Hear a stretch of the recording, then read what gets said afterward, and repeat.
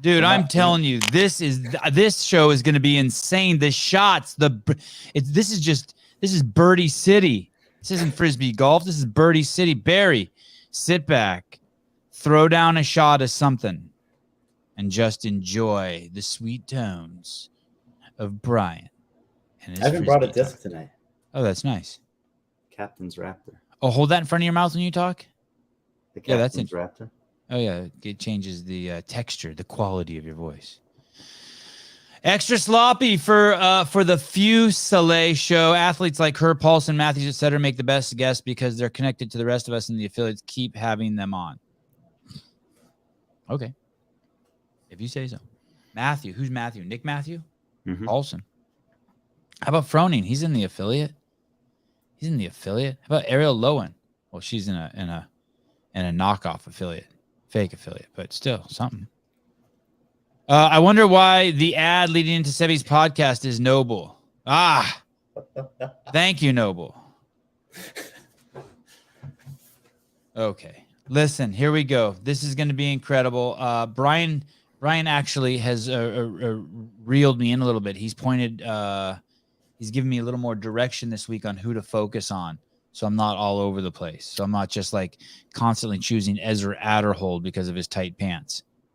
Should we give a little context? Please, let's do it. So this is the first major of the year. There are 4 majors. With the culminating one at the end of the year is called the Tour Championship. But this is the Champions Cup. It's played at a really famous and well-designed disc golf property. So it's called the International Disc Golf, I think, center, and there's like 3 really good courses there. This one they use for this tournament. All the best players are playing. For the most part, actually, a couple of them didn't qualify for this. So the qualification process is a little bit steep. It's a deep field, but we're gonna start in the 3rd round. Is that right? We're starting in hole 1, round 3, front 9. Right. And so it's a 4-round tournament. So a lot of the tournaments that we've covered have been 3-round tournaments. This one's 4 rounds, and we're just going to. Brian didn't even tell me that. I had to figure that out on my own. Thank you. And we're going to, they play the same course 4 times. We don't need to watch necessarily the same course 4 times, but basically halfway through the tournament, you've got a group of maybe 10 players that are still in it, and most of them are not the players that we have been highlighting and featuring who've regularly been in contention throughout this year. Okay, so there's a cohort of guys, I don't know how many, 150 guys, who are professional golfers who can play in this 15-week season, 15 event tournament season. But you're saying 4 of the tournament, and then the culmination, whoever has won the most tournaments based on some point thing, is the best Frisbee golfer for that year. But you're saying within those 15, there's 4 that are called championships. I'm guessing that means they're worth more points. And all 150 dudes aren't invited. Yeah, that's basically right. It's not that they're not invited. It's just that there's a certain process that you have to go through for qualifying. And it's a little bit more rigid than some of the other tournaments since it's a major. So there's multiple paths in, similarly to a golfing major, but we were missing a couple big players. Ricky Wysocki didn't play in this, I think, because of injury. Ezra Adderhold didn't qualify or missed the registration, and a couple others that we really haven't talked about yet. But a majority of the big. Can you be the 2023 PDGA champion without going to one of these majors? Or there's so many. Or there's so many points that you really need to. And there are more points on the line at the majors for sure, but you could do well enough on all the other ones to get into the final tournament and still win. You could also do well enough on the other tournaments to amass enough points to be the tour champion for the points long or the season long points total. Judy Reed, I like the man bun. Well, of course you do. You're Chinese, and this bun accentuates my Asian features, my Asian Armenian heritage. I knew that would get at least some facial change from Caleb. Not a lot, but some. If I claimed Asian heritage, I knew he'd be like, seems a bit of a stretch, but okay. I'm a mind reader.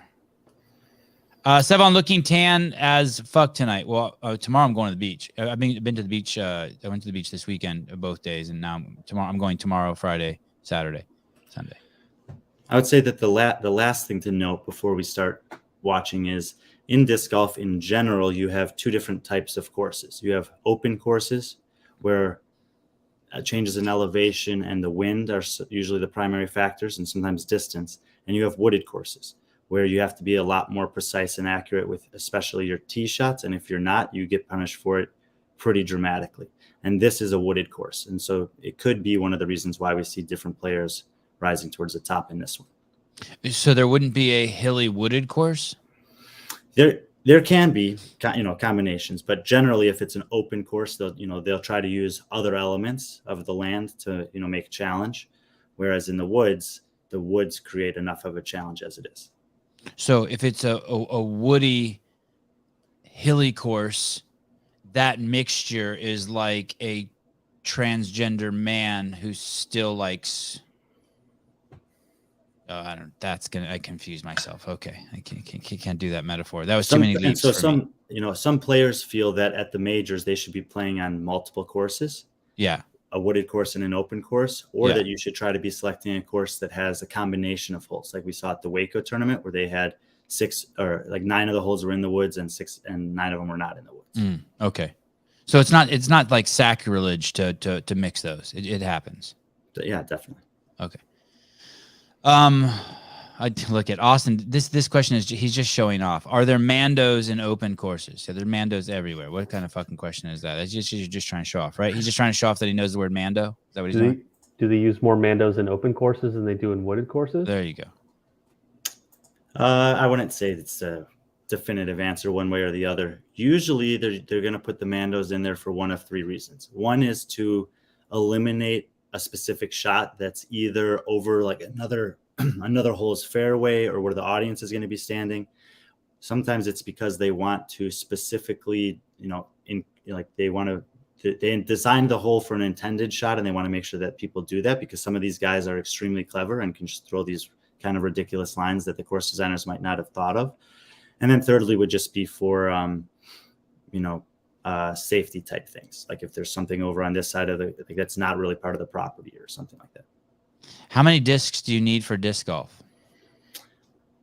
I mean, I would say that if you want to go play most of the courses, the minimum I would want is probably 2. I'd want to have like a mid-range that I'm pretty confident throwing a variety of different shots with and a putter. This is interesting, Trish. Dear Mr. Brian Friend, Mr. I can't text you back my elderly fuck toy. Are you? Wow. Okay. Let's take that one offline and talk later. PDGA is the Professional Disc Golf Association Championship Cup. Like Brian said, there's 4 of them. This one is happens to take place in Georgia. And they were bragging that during this event there were athletes there. Can we call these guys athletes? I guess there were athletes there from 9 different countries playing in the tournament, and I forget, they even claimed like the people from 14 different countries have played at that facility. So that's like their big, they're strutting their shit. They're in a truly international sport. Yeah, and I mean, look, there are tournaments all over the world, and some of the pro players in the off season will travel to Japan and they'll play some tournaments there, or they'll travel to Australia or New Zealand and play some tournaments there. There's tons of tournaments in Europe and tons of good players in Europe, but not all of the best players at all those tournaments come over to the United States, which is where 14 of the 16 pro tour events are. So the fact that more and more are starting to do that is something that the commentators that we're watching have all been around the sport forever, and it's something that is encouraging to them. Jamie, but is there a limit on discs like there is on clubs? No, these fucking guys will roll a tractor out there with 3,000 discs in it. These guys are retarded. Yeah, I mean, someone asked that when I did the in the bag video the other day, and I said I haven't been able to find a limit. Like, it's whatever you're willing to carry on your back or roll in your cart. Hey, I'll ask you in the middle of the show. There's some weird shit about this game. Okay, Dick Butter, no one cares. Roll the footage and let's make fun of these dorks. Okay, action. Round 3, front 9, hole 1, 660 feet, par 4. Schultz. Silas Schultz. It's a weird combination of names. It's weird for me that the guy's first name is Silas and his last name Schultz. Doesn't seem like it should be that way. But Silas Schultz off the tee. Silas he's going down that right side. So first of all, this hole is one of the best holes on the course, and a few of the players like specifically say it's one of their favorite holes on tour or their favorite hole 1 on tour. You have a few different options off the tee. Obviously, you can see that this course is going to be very wooded from the very beginning. It's a par 4, and depending on what position you're in, the second shot can be just as challenging as the first one. Is that the caddy that had the flights to catch in the last? Now listen, how did you spot that, Caleb? You're talking about the guy in the pink shirt, the round guy? Yeah. Okay. Now there's a lot of caddy questions here. First of all, that wasn't even really his caddy. The guys don't actually have caddies. The cards have caddies. No. That's true. The facts. And because listen, they said Gannon's caddy from the past changed because he's only a lead card caddy. That's what the commentator says, unless that was a joke and I didn't get it. So basically so Silas Schultz, Isaac Robinson, who's in the background there, who we'll see today, Gannon Burr, Alden Harris, Isaac's brother, Ezra Robinson. There may be 1 or 2 other guys. They're all like really good friends. All of them are between 19 and 20 or 18 and 22 years old. They're just this young group of guys that has come up and all made it, some level of success on the professional tour. And that guy is part of their friend group. So he usually caddies for whichever one of them is doing the best.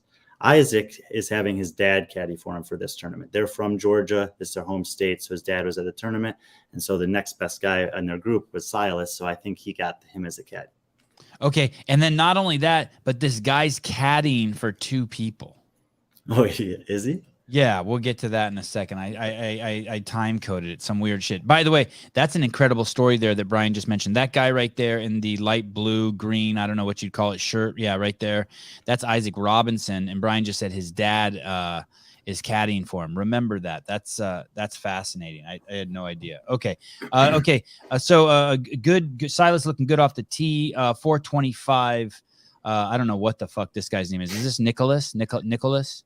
Yeah, Nicholas Antila. He's from Finland, and I absolutely love this guy. He is stone cold. Like at 21 or 22 years old, whatever he is, I never see the moment get to him. He's basically Miko Salo without weightlifting.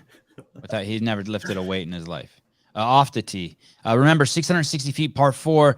A good way to just kind of think is that these guys can all throw about 300 feet. Más o menos. No, some guys can throw 500 feet. Okay. These guys usually throw about 300 feet. So when you see 660 feet, it's probably going to be 2 throws to the basket. That's the way I like to think of it. Yeah, I mean, this looks like a pretty good shot. It's right on the edge, so he's not entirely sure what kind of a look he's going to have going into the pin. And 529, second throw for Nicholas. Like I said, this is a par 4. So he does have an opportunity here. He's got to throw a flex forehand. He really, really likes this red disc, but didn't get a good result on that one. It looked like the caddy was taking a bong rip at the end there. Did you see that? Look at him. He's got like his mouth on something right there. Look at on that water bottle.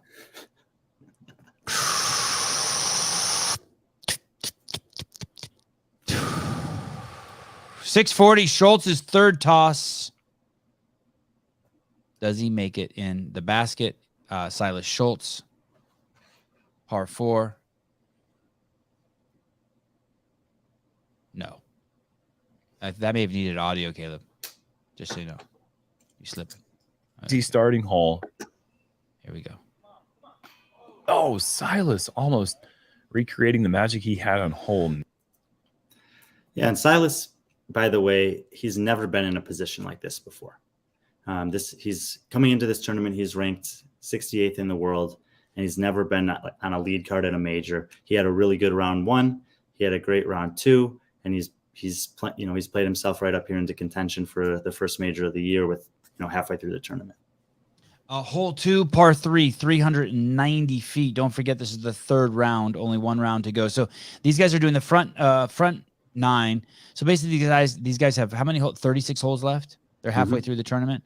Okay, and just so you know, this is the 5th week I've been watching the footage. I have not seen one attractive girl. I don't know if I've seen one girl. Now that I think I have not seen one. I haven't seen anything that I think has a vagina.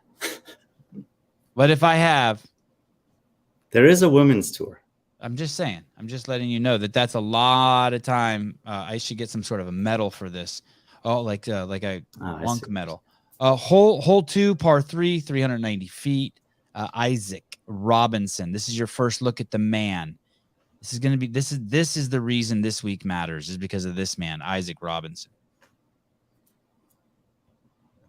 Yeah, and Isaac Robinson pretty much only throws backhands. So he's, along with a guy named James Conrad, who's also on this card, actually, they're probably the 2 best players in the world that really try to avoid their forehand at all costs.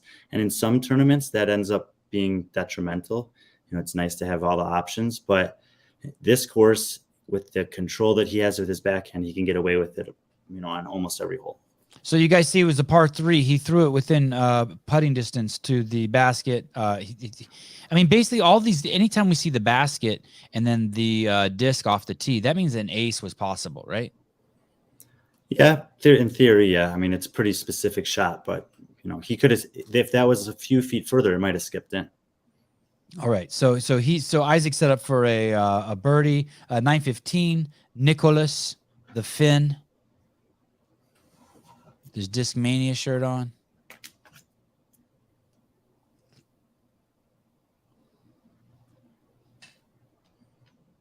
And Nicholas, he played some Pro Tour events last year in the States, but he is only, I think he might be, I think he's 22. And he has a lot of wins racked up in Europe. So he's one of the best players in Europe. Nicholas, 928, going for the putt. His second shot, like we said, short hole, 390 feet. Should get it in 2 shots. Man, he looks young right there, doesn't he? Looks like he's 12. We normally see pretty routine star frames. And not going to see 4 birdies. Long shot, 30 feet. That was further than 30. That was probably more like 45, 50. And he just had a little awkward stance, so he couldn't quite get enough power on it to get it all the way there. What was what is that base of the basket called that he hit? They usually call it the koozie. Okay. But that's the thing that's, protecting it. Otherwise, it would just be the pole. I'm familiar with the koozie. Keeps your beers warm. Or more realistically, hides your beers from the cops, right? That would be probably that's a more honest thank you, Multi-use. Yes. 938, Silas Schultz going for the basket, minus 21.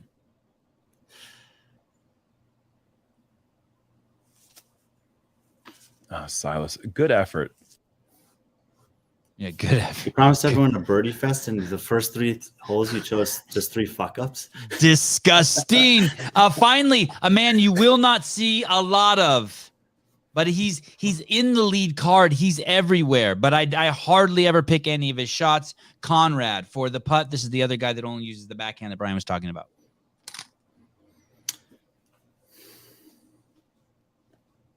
And James off the right side.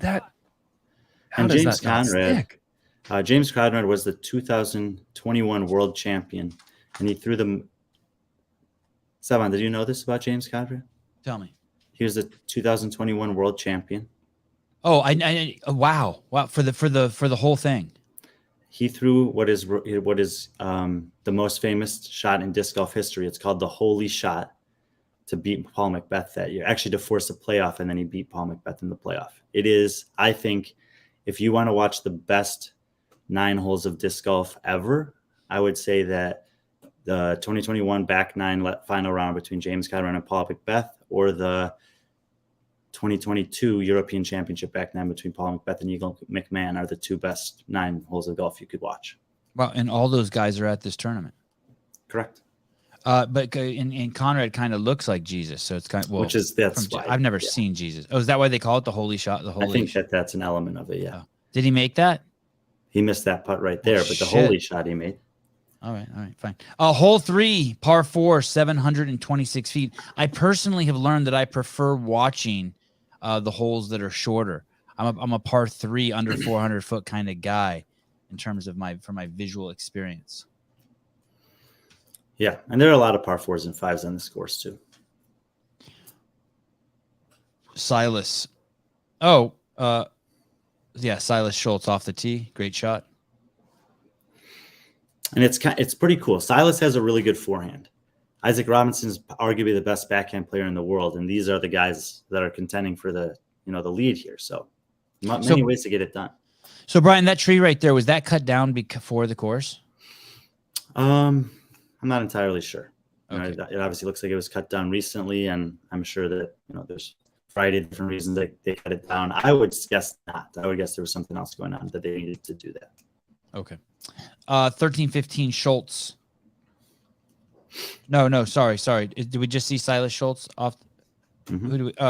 No. Yeah, sorry. Nicholas off the tee.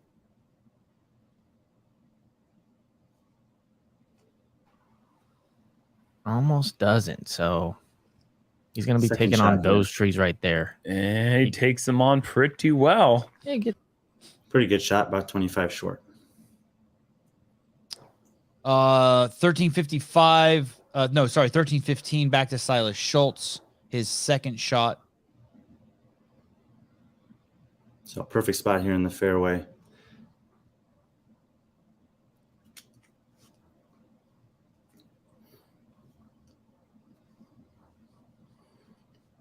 Also, pretty good shot. Pushes a little further, but similar distance to Nicholas. How's the stutter? Or is the stutter pretty bad, or is it okay? Bad. It is bad. Anyway, we can you redo whatever you did last week, Caleb? Yeah, just give me a sec. All right, fine. Imagine you're an 80-year-old oak tree.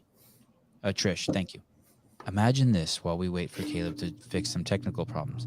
Imagine you're an 80-year-old oak tree and you see one of these skitty little twinks walking up with a chainsaw. That 120-year-old oak tree. Why 80? Will Conrad? Who will play Conrad in the movie about it? Oh, geez, here we go. They actually did make a documentary on Disc Golf Network about that shot and him winning the world championship that year. How is it? Is it good? I think it's okay. I mean, it's to me, it's kind of like when I watch the CrossFit documentaries. It's like I already know so intimately like what happened that there might just be a few little things maybe here or there that an athlete says that I wasn't expecting them to say, or that give me an insight that I didn't know. But I felt the same way watching that. It's like I followed the season pretty closely last year too, and so all the buildup and everything else I pretty much knew. And there were just a few interviews with him that I thought were okay, but I had already listened to him talk about it many times. If you don't know what happened, it was pretty well made, I would say. All right, I give it a look. It's stuttering worse than Joe Biden. Is it on YouTube?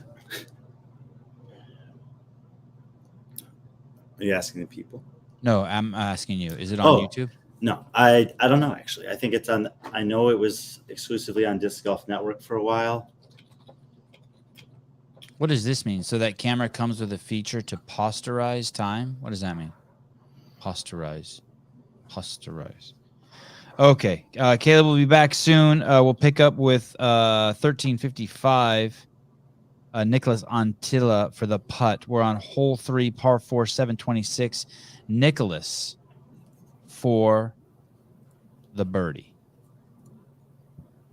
James to get up there to save his bogey. Good birdie. We talk about this putt, at pretty much every tournament. That's the distance putt that you have to have dialed in if you want to be in contention for these things. And Nicholas is going to hit a lot of putts like that. How far was it? Like 25 to 30 feet. 1424 Silas Schultz for the putt, also to match the birdie. Let the birdies begin. Wow, just like I saw that. nothing. Anyway, you heard the audio. We might not have the video this week, but we have the audio. Hole 4, par 3, 327 feet. How's your connection, Brian? Good? I'm seeing what you're seeing. Okay. Here's the guy, Isaac Robinson. You're going to be seeing a lot of him on this episode of the Sevan Podcast. Hole 4, par 3, 327 feet. That means he can ace it. He can put this in the basket. There we go. Saw like 12 frames there. Yeah, and pretty much perfect shot. Just works it up the right side a little hyzer, and he curls it up to about 10 feet. And again, that's what he's known for. And unlike Silas Schultz, Isaac Robinson has been in contention at big tournaments before. He has been on lead cards regularly, and he's only 22 years old. Last year was his first year on tour, and he did pretty well. And this year, obviously, he's also had some good tournaments, and he's doing well here. This is the lead card? Mm-hmm. Okay, Conrad. Oh, no, sorry, Nicholas. I scratched off the number. You know where it's at? 1644 or something? Okay, 1600.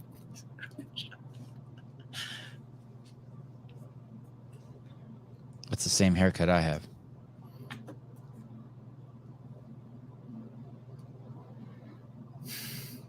Pretty similar shot, ends up in a pretty similar space. And, I think Nicholas Antela is one of the most. I enjoy watching him throw the disc. He just has a really smooth shot. It's a very similar pattern every time, and it's something that I think anyone who wants to learn about disc golf can really emulate. Is this follow through? Like after you let go of the disc, what your body continues to do matters. Same hole. Now this is Conrad for the putt. Isaac and Nicholas were able to get the birdies. I like that you added that in there. Thank you. Trying to up my game a little bit this week. Especially the other three here in the circle. James continuing his C1 ways. What does that mean, his C1? So circle 1. Oh, that's okay. Within 33 feet of the basket. If you're inside 11 feet, they just count it as parked. It's a tap in. I mean, I guess you could miss it, but if you're between 11 and 33 feet, that's called C1X. And so it's a stat that all of the players will look at the end of the tournament. It was, what was my C1X putting percentage? And they want it to be 100%. Like in their mind as a pro, that's a distance they should never miss a putt from. I would say if you're in the 80 percentile range, then you probably had a bad round as a pro. And then they'll have their circle 2 putting percentage, which is a big, that's 34 feet to 66 feet. So obviously like 40-foot putt feels very makeable. A 60-foot putt might feel impossible depending on how far into the woods you are or whatever. But that's another thing that they look at. Their circle 1X and circle 2 putting percentage. How many ground flags do they use to make the circle for the athletes? Is there a standard amount? No, and actually, I'm already preparing for next week's tournament, and the guys that were playing the practice round there had commented that the number of demarcations they use for Circle 1X at the course that we'll cover next week is the most impressive amount that they've actually seen yet this year.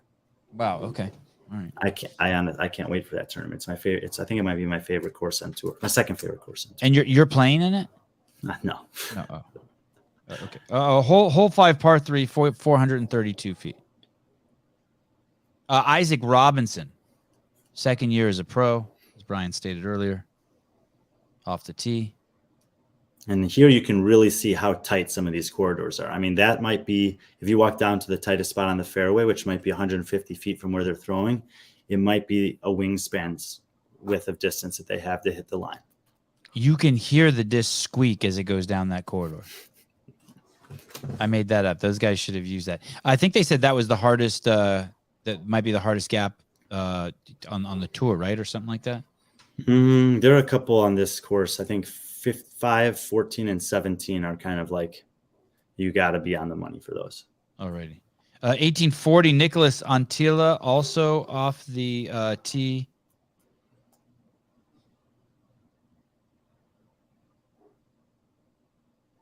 Must avoid here. Niklas just once again, I mean, look at that shot. Surgical. Yeah, but the difference between that and Isaac's is what? Never mind. We don't care. Great throws. Nicholas is in second place, currently tied for second, it looks like, with minus 21. And the guy you just saw go before him, Isaac Robinson, is the course leader. 1956, Conrad.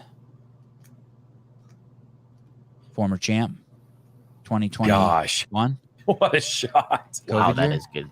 Let's watch his arm stop right here. Talk about control. Any more follow through and his arm hits that tree back there. And that was his third shot already on that hole. He didn't get off the tee clean. And so, you get punished pretty severely for that. So even though he had a great third shot there, he's still going to take a bogey. And here he's tied for 5 although he's only 1 hole behind. 1 stroke behind Nicholas, right? Because yeah. there's a few guys at 21 under. 2015, Isaac Robinson.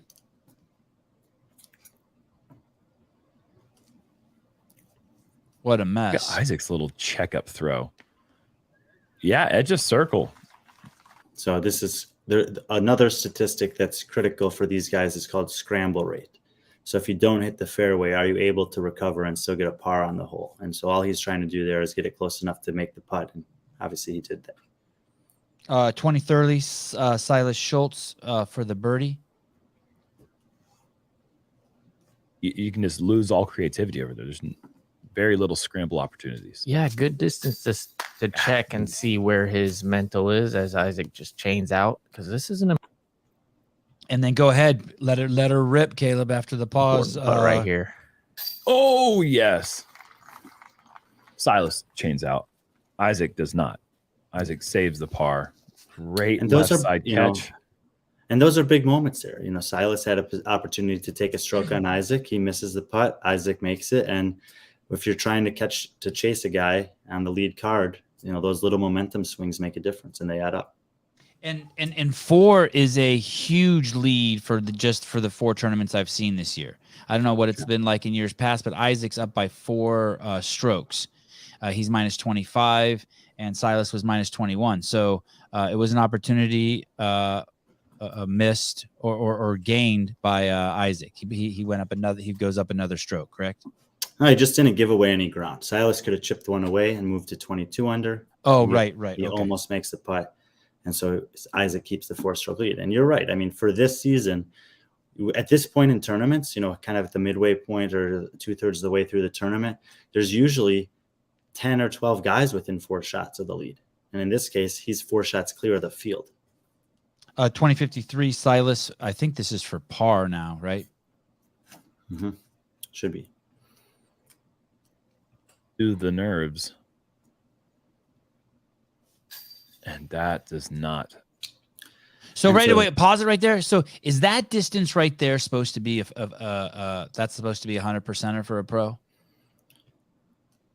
Yeah, I mean, in their mind, they shouldn't miss one from that distance. Yes, and Wow, he's missed two on this hole. But the problem is when you miss, like the first one's for a birdie, so you feel good, you're putting kind of free. When you miss a birdie putt and it goes just as far past the basket as you just were, you can think that you can manage your nerves all you want, but you're feeling the pressure. You're like, oh my God, if I miss this, I missed that birdie putt by maybe an inch, and if I miss this putt, am I really going to walk away with a bogey? That's a beautiful shot, by the way. Extra sloppy. I feel better on a disc golf course. I fit better. I fit in better on a disc golf course. Not but and. Let me edit this for you. I fit in better on a disc golf course, and it feels great showing up to a tee time with my grandpa in the woods, ripping drives 300 yards. You mean 300 feet down the fairway barefoot. God, I love you. Barefoot? Really? You play frisbee golf barefoot? It's kind of an FU feeling. FU. Fuck, I'm so regret reading that. Never mind. Okay, back to hole 6, par 3, 366 feet, another short one. So listen, hole 4, 327, hole 5, 432, hole 6, 366. These are all potential aces. 2215, hole 6, par 3, and Nicholas. What's he got? Pleasure to have him on tour in the States and really be able to see his skill on full display. Wait a sec, did we just do that? That's just making.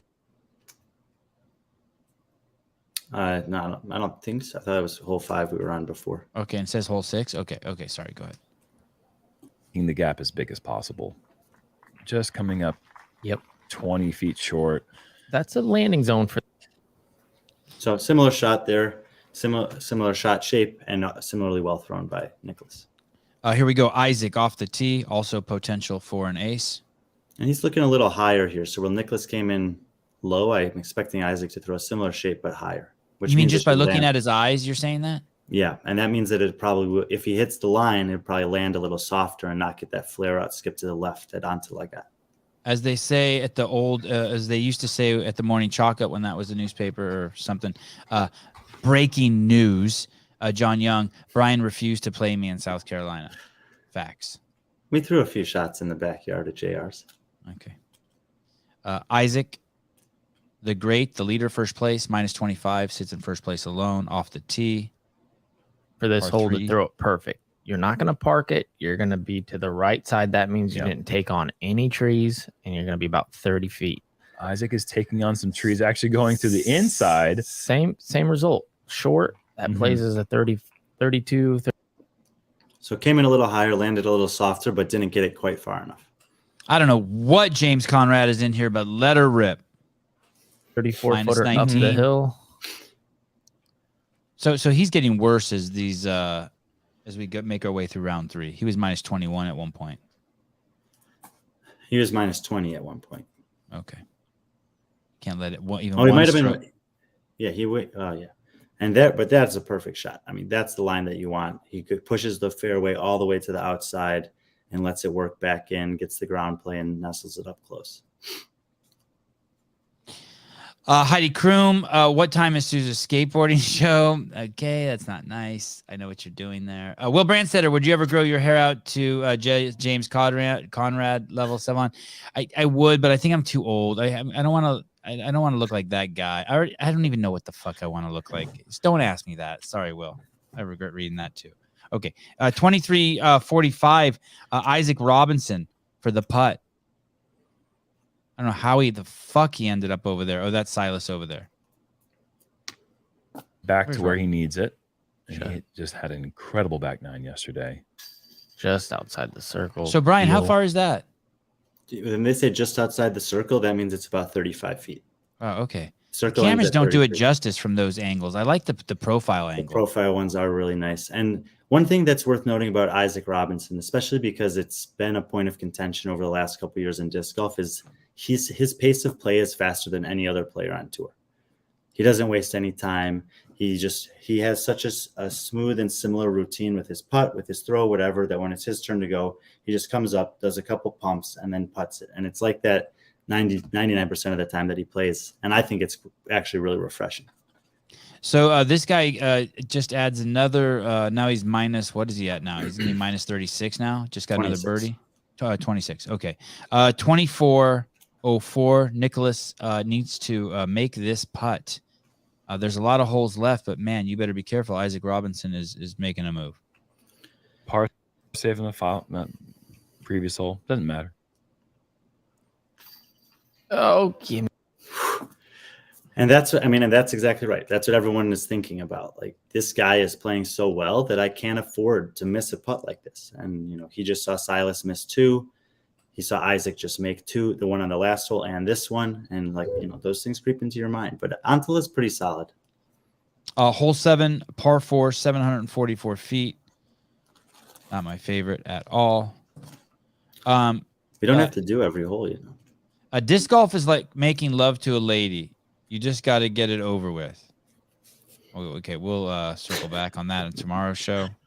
I won't forget you said that, extra sloppy. I'm not letting you live that down. Silas, 26-10. Yeah, And the major like it's off the championships tee. are the way that ultimately. Oh, maybe not.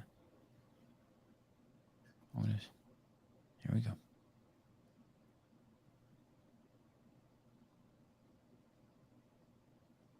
And that reaction right there off the tree is really huge for him. Like, if that finishes to the left, he's going to be pinched off and have a tough second shot, but it hit off a tree and spit back out into basically the ideal landing zone. So let's just skip up to 28-05. Wow, I didn't think I did any James Conrad and James Conrad, and here he is again after you told me to go easy on him. 28-05, James Conrad looking like the Wolfman for the putt. Olsen Played the hole the way they'd like, but James here, a chance at the birdie. Sit. No. And 2 years ago, when James won the world championship, putts like this, I mean, he was making this putt more often than anyone else, to the point where they started calling Circle 2 Conrad Country or Conrad County or something. No, Conrad Country. But, this year he hasn't had the same kind of success that he did 2 years ago for sure, and even last year. And it was actually nice to see him having a good tournament here, even though he's, going to fall off relative to some of these guys. It's the first time he's been in contention. He's in the lead card. Okay, Caleb, let this so you guys know Caleb's going to let this play, but notice he took this shot, I don't know, from 40 feet. Now look where the disc is. It's rolling back down. Now watch this shit. Watch this nightmare. Oh, that's going to roll. And that's going to roll a long way. Dang.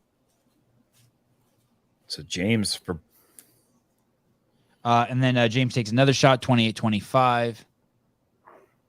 Look at all those hot chicks down there. No, wait, there's no girls down there. Sorry, my bad. There's one, I think. That's a long hair. There's no proof that that's a girl. There's no proof that that's another a girl. Conrad. Yes. 28-25, Conrad. Oh, boy. What? Conrad Country, baby.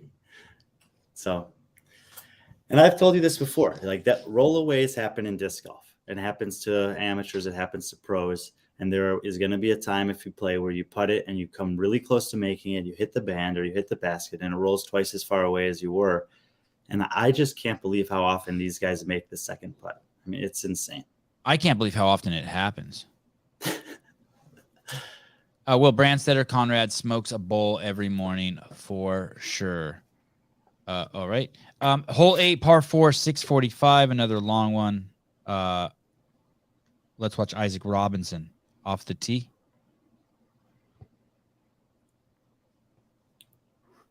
Actually, let's watch this. Yeah, it's fine. Yeah, let's do it. Isaac Robinson off the tee. Sidearm flex shot into using Pretty the typical backhand speed. You'd like to see a lot of 9 speeds that are overstable.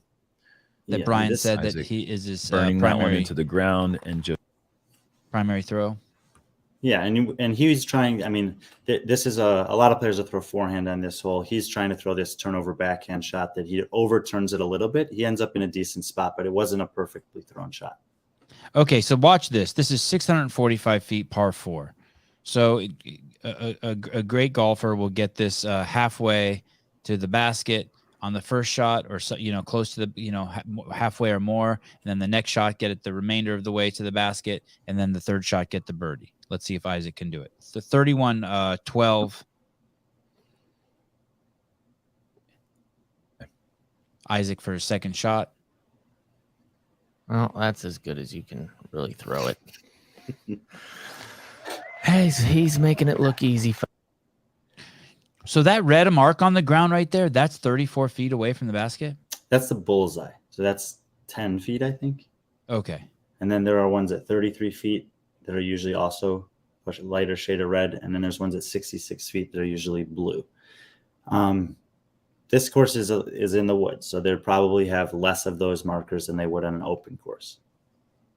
32-20, Nicholas Antilla, hole 8 for the putt. That's not. But James Conrad for the putt. I don't know why he squeezed in there.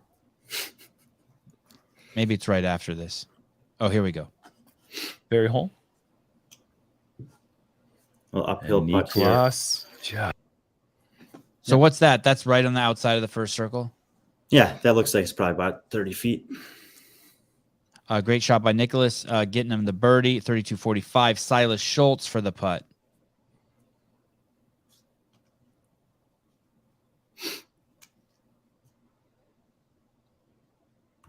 Yeah, and that's the kind of like that range putt right there is one that a lot of amateurs would sweat over, and especially in a tournament, or especially if the pressure's on, or without a lead card, and especially if a camera's on. But this is the range where the pros should not be missing.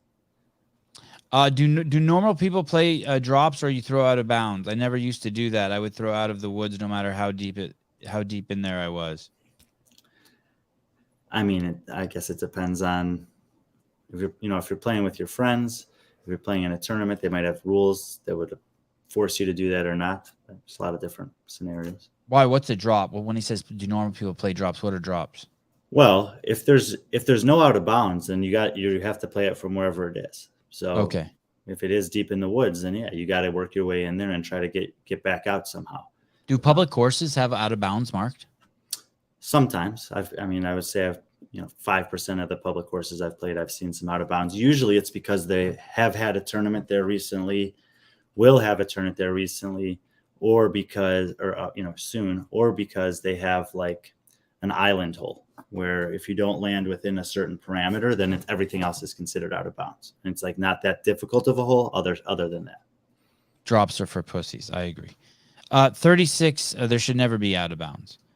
Hole 9, 36-16, Silas Schultz. This is a par 4, 618 feet.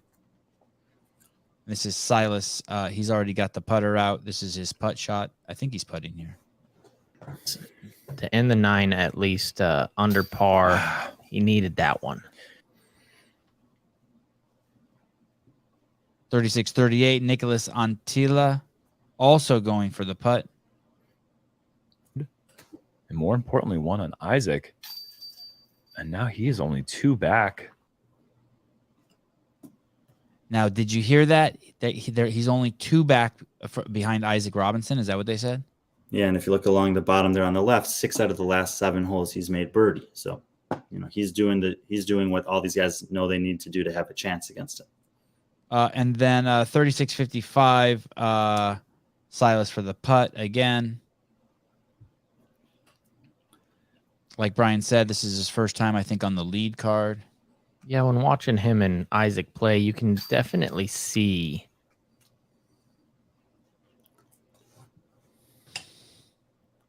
Did we address these chippy videos? What are chippy videos? Choppy. Oh, no. Yeah, we did. We tried to. Okay. So there it is, ladies and gentlemen. The round 3 front 9. You now are caught up to speed on round 3 of the front 9. We're now going to move to the back 9 of round 3. Still staying with the lead card. We're going to move through this one fast. Hole 10, par 4, 606 feet. Let's go to just straight to Isaac Robinson's putt at the 4-minute mark. Hole 10. Here, just outside the circle. And then we get a good look at that And little just spin pick up putt the that he has. Yeah. And it's so casual. You'll hear these guys, the commentators, if you watch this, say this all the time. There's no one that has a more casual and consistent putt than him. Can you show that again? That's ridiculous. That's like, yo, bitch, get out of here. Look at this shit. Yeah, yo, beat Just it. outside the circle. Annie putt and just pick up the mini. You want to know a funny story, Sevan? Yeah, tell me. So, prior to these tournaments, the guys show up and they play some practice rounds. Yeah. And 2 of the players, Brody Smith and Ezra Aderhold, they'll challenge 2 other pros to a doubles tournament. And then they'll film it and they put it on their YouTube channel. And it's a way for people to see the course ahead of time and get to know some different players. For this tournament, they challenged Isaac Robinson and his younger brother, Ezra Robinson. And all 4 of those guys wanted to wish Audrey a happy birthday. No shit. I heard that. Wow. That's awesome. That is killer. Happy birthday, Audrey. Wow. In addition to that, They want to make an Audrey sandwich, if you know what I mean. In addition to that, those 2 brothers showed up to the course without their disc golf bags. They just had a stack of 6 discs each. Wow. And they played best shot doubles and shot 16 under par. They shared the same discs, 6 discs. They each brought 6 discs. Wow. Okay. And instead, they didn't carry a bag. They just had 6 discs in a water bottle, and they birdied 16 of the 18 holes. Brian, Judy Reed, where are the marginalized people of color? Or yeah, I guess that's right. Their DEI committee has a lot of work ahead of them. Where are the Bangladeshlians? This seems like a sport that Indian guys and Chinese guys should be just destroying. Doesn't seem like an Asian guy sport. There is one guy, like just some nerdy guy comes out there with a protractor and he's like, I think the best Japanese player is named Jackie Chen. Of course it is. Yeah. Of course. Is that real? It's real. Of course it is. It's real. And Of course it is. He's got actually more a pretty chins high than a rate. Chinese phone book. You heard that? I think that was the NWA line or something. Or Two Life Crew. He will come over and play a couple of tournaments at some point in the year, probably. We'll see if I don't know if he'll play well enough to get onto any of the coverage, but Hey, what about the sexes here? This doesn't seem like a sport. This seems like a sport where. Do you want to watch the women one week? It just seems like a sport where the men and women could play together. Possibly. They have. What's the advantage men have? They just drive further. That's it. They can't be better putters, are they? That doesn't make sense to me. Yeah, we've talked about this. Okay, all right, fine. I don't know. Like, yes, the men throw it further than the women. That's expected. But they also putt much better than the women, and that I'm not entirely sure why. Hey, is some of the women's putting is every 9 holes on a card? Will you see a woman throw a putt and be like and try to like bite the inside of your cheek? Try not to laugh. Yeah, I would say yes. Yes. Wow, that's amazing. The woman who won this tournament shot 27 under par. Wow, that's good. Second place was 13 under par. Wow. She was more than twice as good as the second best person in the field. Wow. Under 27 is good. Extremely good. Yeah. So that woman is dominating disc golf right now. Wow, okay. Where are we here? Okay. Isaac for the putt. Did we watch? Oh, so we saw Isaac putt that, like the casual putt. Okay, so he gets another birdie, hole 10. Nicholas Antilius, 420. He has to match that shit now. And by the way, that woman who won, she was the thumbnail for our video tonight. Oh, cool. Awesome. Get her on the show. I've invited so many of these guys on the show. Nada. Got no responses. Does it email? DM. Okay, here we go. Who could do all that? One guy, Jackie Chen. Well, not good. Oh yeah, that's true. Are there any women caddies? Great question, Cornholio. At least they could carry the discs or clean the discs or something. Yeah, I mean, we saw on the cards where we've watched Chris Dickerson play. His wife always caddies for him. Actually, the guy who's talking a lot here, Jeremy Coling, his wife caddies for him quite frequently. And then there are a few players who are either married to each other or dating each other, where both the male and female are touring pros. And if the other one's not playing, then they'll caddy for each other. Notice the graphic down below, -28 for Isaac Robinson, -25 for Nicholas Antilius. Isaac Robinson just put another stroke as Nicholas gets par here, and Isaac increases his lead by 1. Hole 11, par 3, 420 feet. Hole 11, par 3, 420 feet. Back to the kind I like. Yes, I will be covering the X Games. Isaac off the tee. Another turnover backhand shot here. Pretty difficult shot to throw on the backhand, but a couple of the guys on this card will throw this shot better than almost anyone in the tournament. Remember, guys, he's 4 shots ahead here. Remember, the last 4 we've covered, this has been unheard of for a guy to have a lead like this, especially so early in the tournament. Scott Perkins. Wait a minute. These fucks have a caddy to carry a few frisbees. Now listen, they kind of do. They use the term caddy loosely. There's one caddy for 2 guys. They share caddies. Caddies leave early.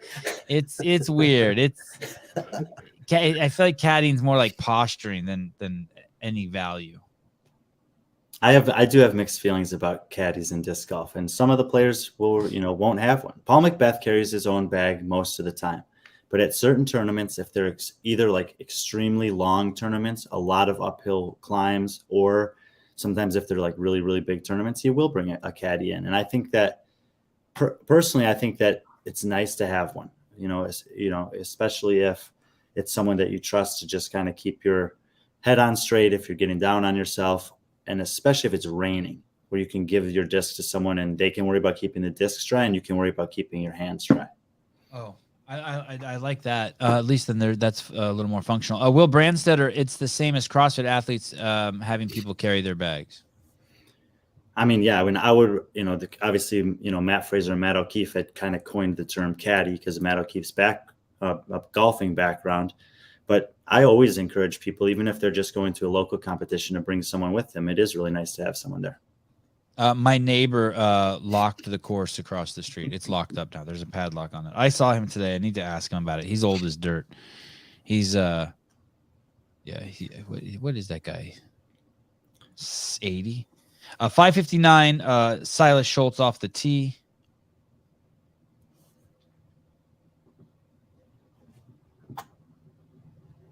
Going for the same line. Looks like he's got a faster disc, though.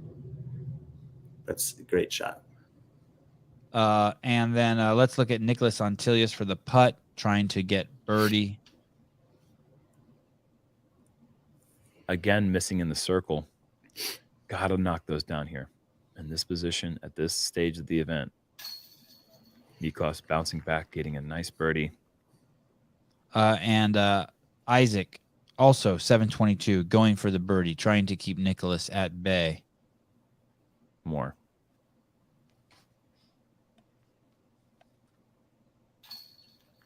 Two pumps, not pumps it in. That's just what he does. Hoo-wee. Hole 12, Robinson, minus 29, par 5, 990 feet. Can't stand this hole, me personally, watching it. I see a par 5 and I'm just like, ugh. Dude, you can skip any holes you want. Thank you. I appreciate it. Isaac Robinson off the tee. And I mean, that's a perfect drive. Let's go to 1053. This is Silas Schultz. This is his second shot. He's trying to set up an eagle here. So if you get the disc on your tee shot to the left side of the fairway, there's a straight shot down the second part of the fairway on the left there. It's a tighter gap. If you don't hit that, if you don't have the angle on that gap, the eagle is pretty difficult here. So he was forced to go to the wide side, and you see he's about 80 feet short. Okay, let's go to 1219. Nicholas for the putt. 1219. Well, where's that? 30 feet. Nicholas make this on the last hole, but miss on the hole prior. Yep. That's no problem. 1238. Isaac Robinson also needing the birdie if he wants to keep Antilius at bay for the putt. Well, we just are kind of desensitized to the stress, I think, from there's something I want to tell you guys. So just so you know, the order that you're seeing these guys putt means that the guy who goes first is the guy who's furthest from the basket. So if Brian tells us that Silas is 34 feet away and then next Isaac goes, Isaac is closer than 34 feet from the basket. So he's either 33 feet or 23 feet or 1 foot. So that's just a little bit of information that it's consistent like that every hole, every game, every tournament. So that way you can be like, okay, Isaac had an easier shot. Hole 13. We are on round 3, the back 9. What's the name of this tournament? The Champions Cup. Champions Cup. That's it? That's not like the Georgia's Champions Cups, the first Champions Cup, it's just the Champions Cup? Yeah, it's the first major of the year. PDGA Champions Cup. Isaac Robinson, hole 13, in the lead by 4 with a minus 30. This is a par 3, 399 feet. Let's see if he can get a hole in 1 here. This is Isaac Robinson off the tee. You live for the hole-in-ones. Oh, my God. It's the only reason I watch this shit. and basically a perfectly thrown shot. I mean, he's 15, 20 feet away, and that's exactly what they would be wanting here. 1445, Silas Schultz off the tee for the ace. Can he do it? And so Isaac goes for the back end. Silas has this nice forehand. He's going to get it to flex around the corner. And it's even better. And I think that if you have both, the forehand is preferred on this hole. The backhand, it needs to finish. It just needs to keep finishing the entire way, and it's pretty tough to do that at the end of the flight. So that's why Silas, who can throw the backhand, goes for the forehand here. Caleb, can you hit play again? I think they're going to show a follow flight. Yes, thank you. Yeah, these are nice because you can see Did he get the through angle. anything? Just perfect shot. And you see how hard that's finishing to that side, and the forehand can finish more dramatically in that direction. So Nicholas will do the same. So Isaac, they end up getting birdies there. Hole 14. Isaac is now up 5 shots. They were suggesting that the pollen in the air here is crazy.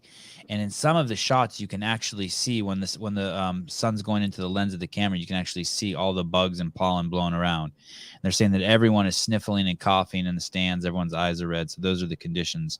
This is a par 4, hole 14, 736 feet.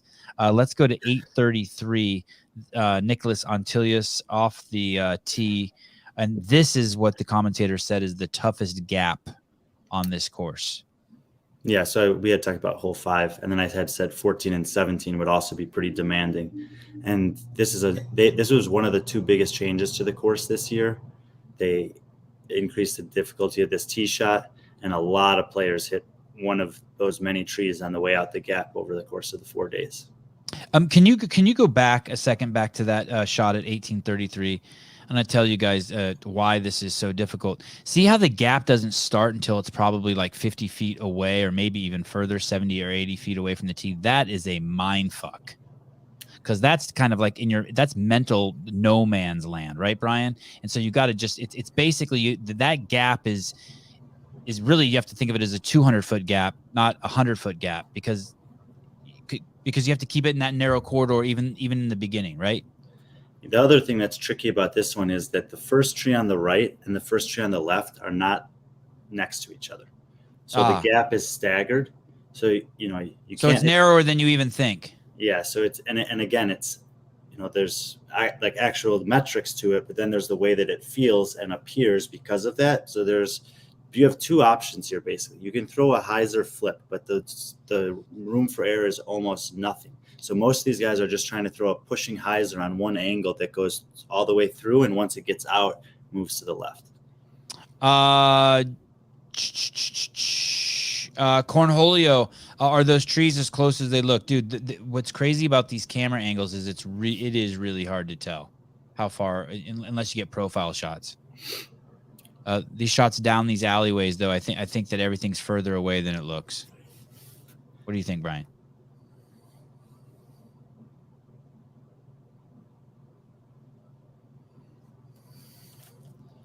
It will be interesting to see how camera work on these this sport changes as time goes on. Okay, let's go to 2053. Silas Schultz for the putt, hole 14.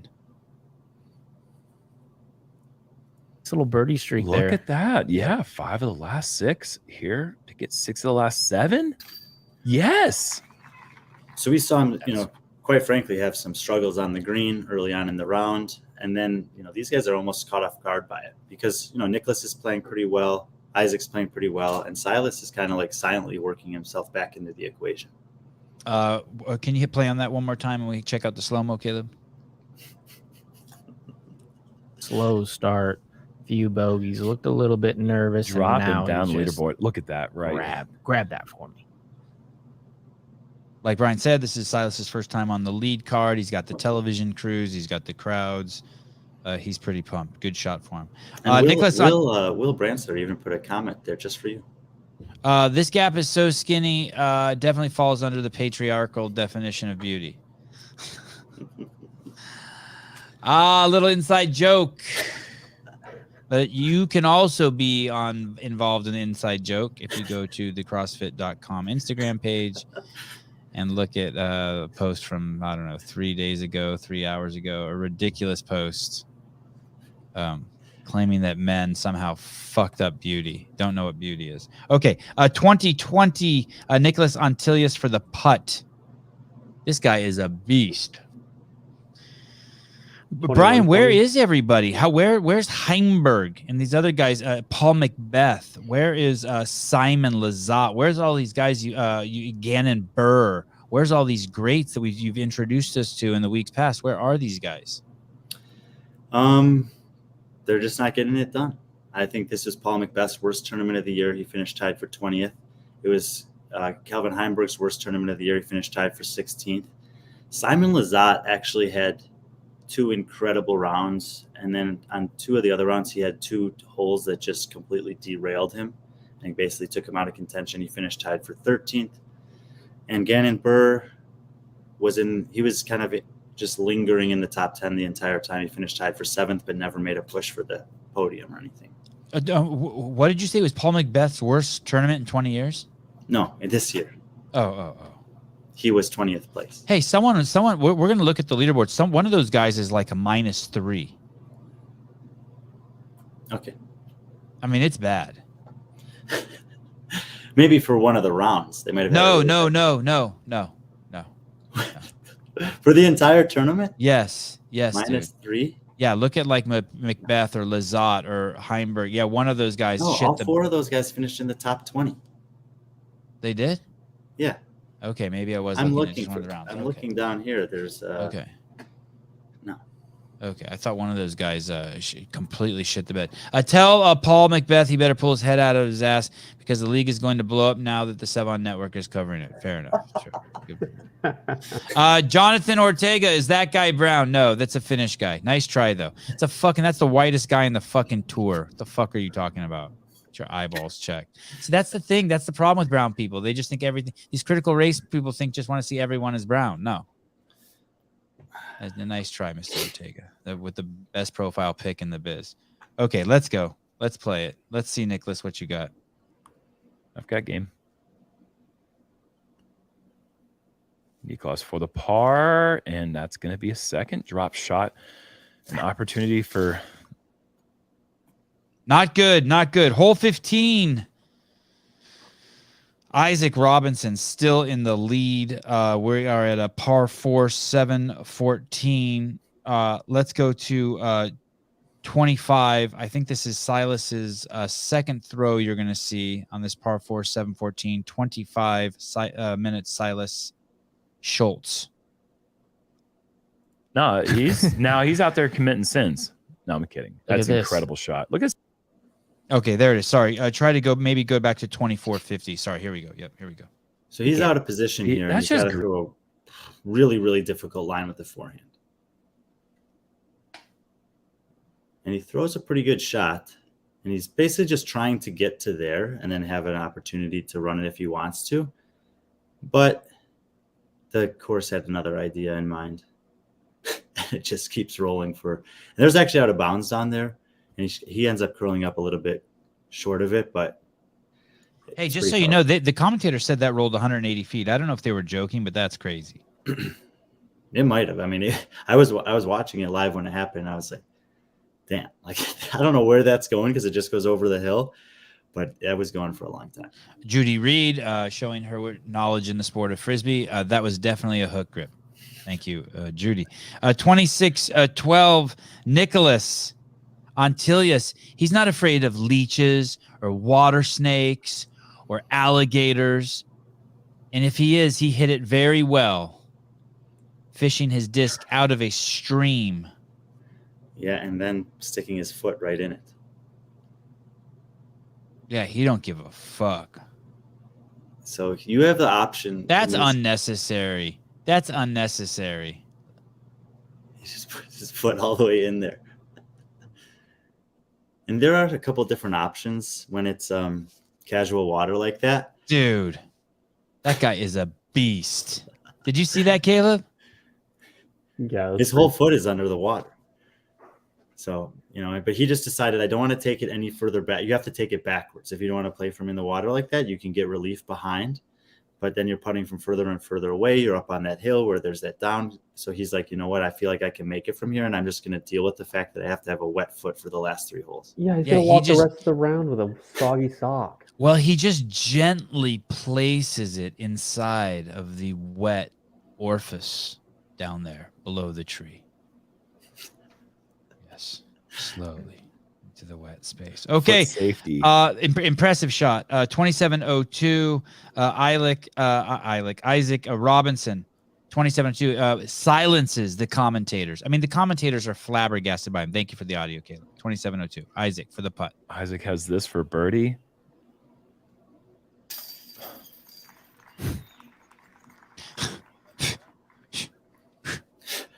Wow. It really is like that, though. This was actually the most enjoyable tournament I've ever watched, just because this dude Isaac is a freak of nature. I mean, he's at this point in the round. He doesn't have a ton of. He just hasn't made any mistakes. He's at hole 15. 1, 2, 3, 4, 5, 6, 7, 8, 9. That was his 10th par. I'm a 10th birdie and nothing worse than par. So he's almost playing flawlessly. And his dad is his caddy. This would be like if I was at the ADCC and Avi had Gordon Ryan by his penis and was swinging him around like this. Or if we were at the Olympics and he did an ollie off of Nigel Houston's neck. Or if we were at the French Open and he just fucking dunked on Novak Djokovic. Yeah. That's what this guy's father's feeling. Isaac Robinson's dad. Fucker. That should be Did me. they talk about his dad at all on the coverage you watched? Just at the end, they show his whole family hug him. Yeah. And I was really happy for them. I mean, jealous as fuck. Okay. Hole 16. Isaac up 6 shots. Minus 32. He could win $2,500 in a guitar. No guitar for this one. He could win $1,200 in a bus ticket back home. This is a fucking championship event. Hole 16. Actually, they asked and they said, "Hey, is it okay if we don't give you the bus ticket since your dad's here anyway?" Right. Save money. Hole 16. Isaac. I mean, look how minimal the requirement is here. They're looking for reasons to spend money here. Hole 16. Isaac up 6 shots, minus 32. This is a par 3, 297 feet. Which means he could ace it. It does mean that. Let's take a look. Thank you. That creek. James, good drive. Isaac, let me guess. That was helpful, that little branch there. And that works. You know, when you put it to 18 feet, that usually works pretty good. Look, Jeffrey Birchfield, it's really is amazing how fast the disc gets there with that little flick. Yeah, dude. Imagine that little bean that girls have. If you rub that thing right, it can stop their whole bean from like doing anything. You can just stop them in their steps. It's a miracle. I don't know how we went from flick wrist to bean, but flick. Yes.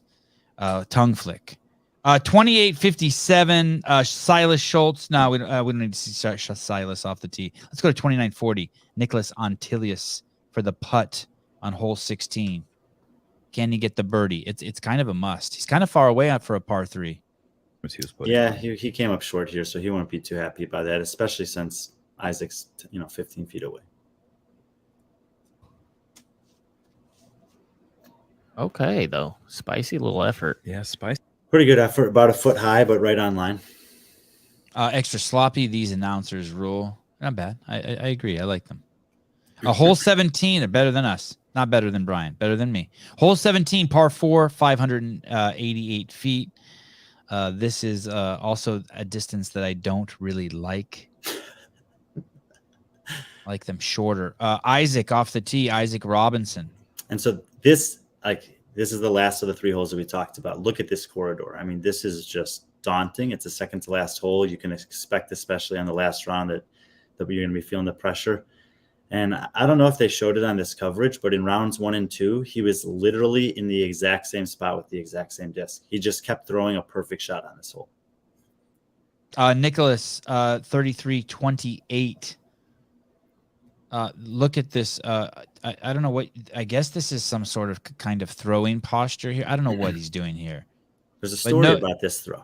No one throws like this. This is ridiculous right here. This is actually he doesn't know what he's doing. This is called a patent pending throw. Okay. And the reason it's called a patent pending throw is because in the early 2000s, the 2 best players at the time were a guy named Ken Climo, 12-time world champion, and Barry Schultz, who I think is a 2 or 3-time world champion. And both of them were throwing this shot, and no one knew who threw it first. So the joke was that the patent is still pending, and this name has stuck.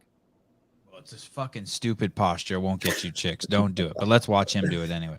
Like if you're not Norwegian, like don't do this. If you're not like you're Nordic, one of the. And it's pretty difficult, by the way, to throw that shot. It's unnecessary. It's unnecessary. It worked out for him there. It sure did. Nice shot. Yeah. 33-09 Isaac Robinson for the putt. Does he continue the terror? Though this is circle's edge. So we said he was 10 under through 15. He tapped it in on 16. Perfect tee shot on 17. Decent upshot, makes the putt. He's now 12 under par with 1 hole to go for this round alone. Audrey, how does Brian keep so much shit in his brain? It's amazing. It is truly amazing how, because at least I have notes in the footage. Brian has no idea what I'm bringing up. I don't even send Brian my notes. Brian doesn't even have my notes. It's so weird. Just to put in perspective, he shot 12 under par on this round. If you shot 12 under par for all 4 rounds combined, you would have been in the 50 percentile of the field. You would have been tied for 53rd, and only 106 players finished the tournament. Meaning he did better on the other rounds? No, meaning that in one round, he beat half the field's entire tournament. All 4 rounds. They couldn't get an under 12 in 4 rounds. He got a minus 12. Gotcha. Okay. Crazy. Yeah. Scott Perkins, what do these guys use for insect repellent? Well, that is an incredible question, brown Scott. ones use soap, as Jonathan Ortega will tell you. This is crazy. Scott Perkins, are these guys pussy repellent? Yes. By the way, I know the -3 that you were thinking of now. That, I believe, was the score that Silas Schultz shot in this round. Oh, it is? Okay. Yeah. Thank you. Damn, you're good, Brian. Damn. I was looking at I thought I was looking at the overall score at the end of the day, and I was looking at that for the end of this round. Mm-hmm. Okay. Okay, so we go to hole 18. Brian, any poison oak on the course? There can be. And what happens? What's the rule if your disc goes into just a pile of poison oak? Unless there's something there that marks it as a casual relief or an out of bounds, you have to play it. And what's that mean? Casual relief? What's that? So maybe there's like a ground under repair in the middle of the fairway. So they might stake it out and say if your disc lands in there, you have to play from behind it. So if there was a really dense area of poison oak or poison ivy, the tournament director could choose to stake it out and say it's not out of bounds, but if your disc goes in there, we're not going to make you stand in it. You just have to play from anywhere behind that area. They usually don't do that. Is general saying like, hey, if it lands on an alligator or poison oak, you take a relief. Can they do that? Or do they have to stake the actual pile, the actual alligator? It has to be staked out. Like it'll be marked and known in the caddy book for the tournament. Caddy book. Wow. But they usually don't do that.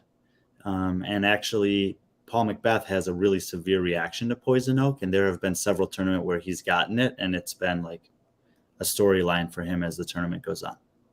But Brian sends you highlights. No, you know what he does? I actually have to watch the whole event. I just watch the condensed version of it, meaning when Brian watches it, he watches it, the guys walking from hole to hole. Brian watches it in real time. I just watch all the holes. So he sends me a version that normally takes 2 hours to watch, and it's a 40-minute version. But I still watch every hole and every guy. Brian just watches it in real time. Actually, I usually don't watch it. I might watch the last round in real time, but otherwise I'll let it finish. But I'll watch the live coverage and I'll just fast forward through the commercials and the dead air.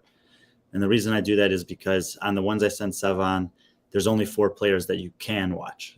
They only cover 1 card. But on that one, they have cameras on different points of the course. So if there's other players that are doing spectacular things, they'll send cameras over there and you can see more players throughout the round.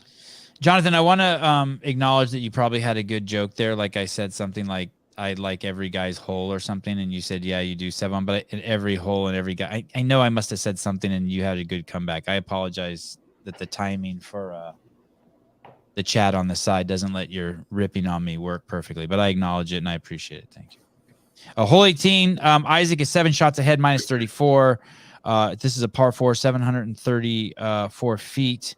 Let us go straight to Let's go to Isaac Robbins. Oh, no. Let's go to 39.15. Nicholas for the putt. 39.15. And hole 18 is very difficult. It's pretty rare to get a birdie on this hole. Looks like there were 10 birdies that day. Third consecutive birdie on the 18th and just a bit low. But all of it. And he needs those, guys. He needs those because Isaac Robinson is on a tear. Correct? Correct. Yeah. I mean, Isaac's playing. He played almost a perfect round. 12 under par was the best round. There was one other player on the course. Actually, it was Gannon Burr, who also shot 12 under that day. There was one guy that shot 11 under. But that 12 under was the best that anyone shot in any round. There were a few players that shot it, but it was the course record this weekend. And when you're playing on the lead card and you're just watching the guy who's already winning put up the best score of the day, it can be demoralizing. Let's go to the chase card by Gatekeeper Media.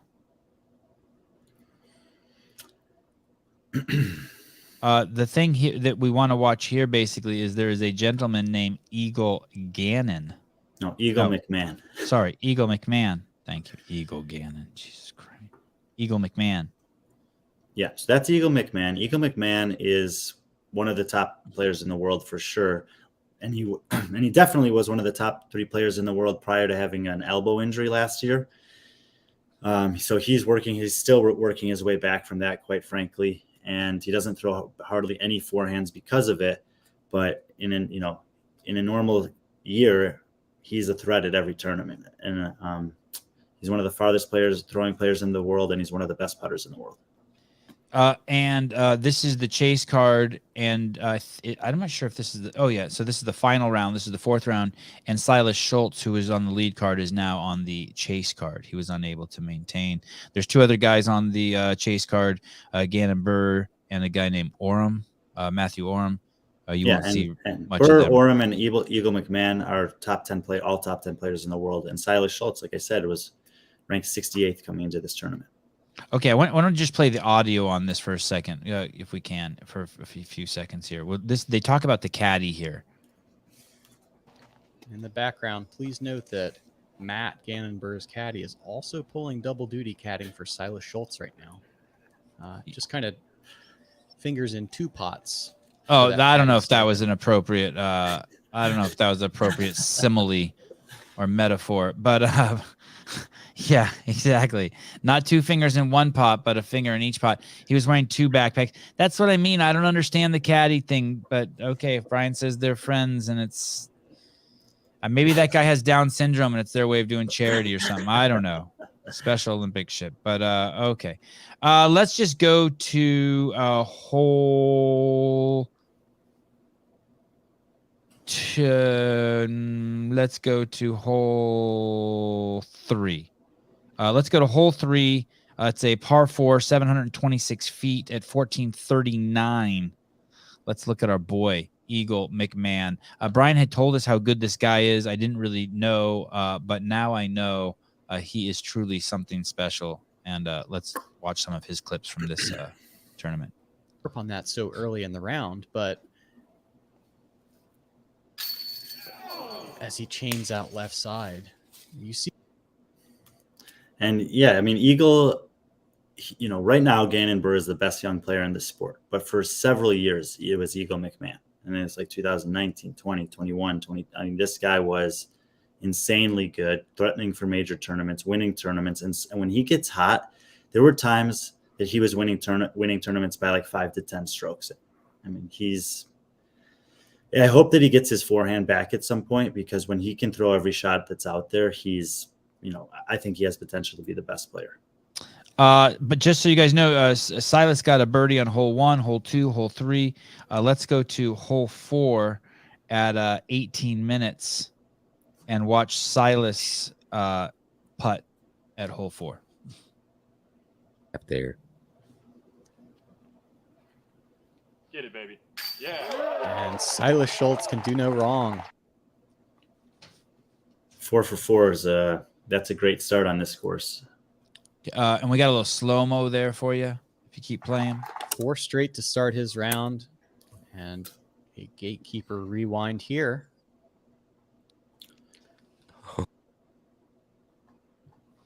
Great shot. He was it's not impossible. There were 2 other players on that day that also started 4 for 4. Hole 5, going for his 5th birdie, 21.56. Silas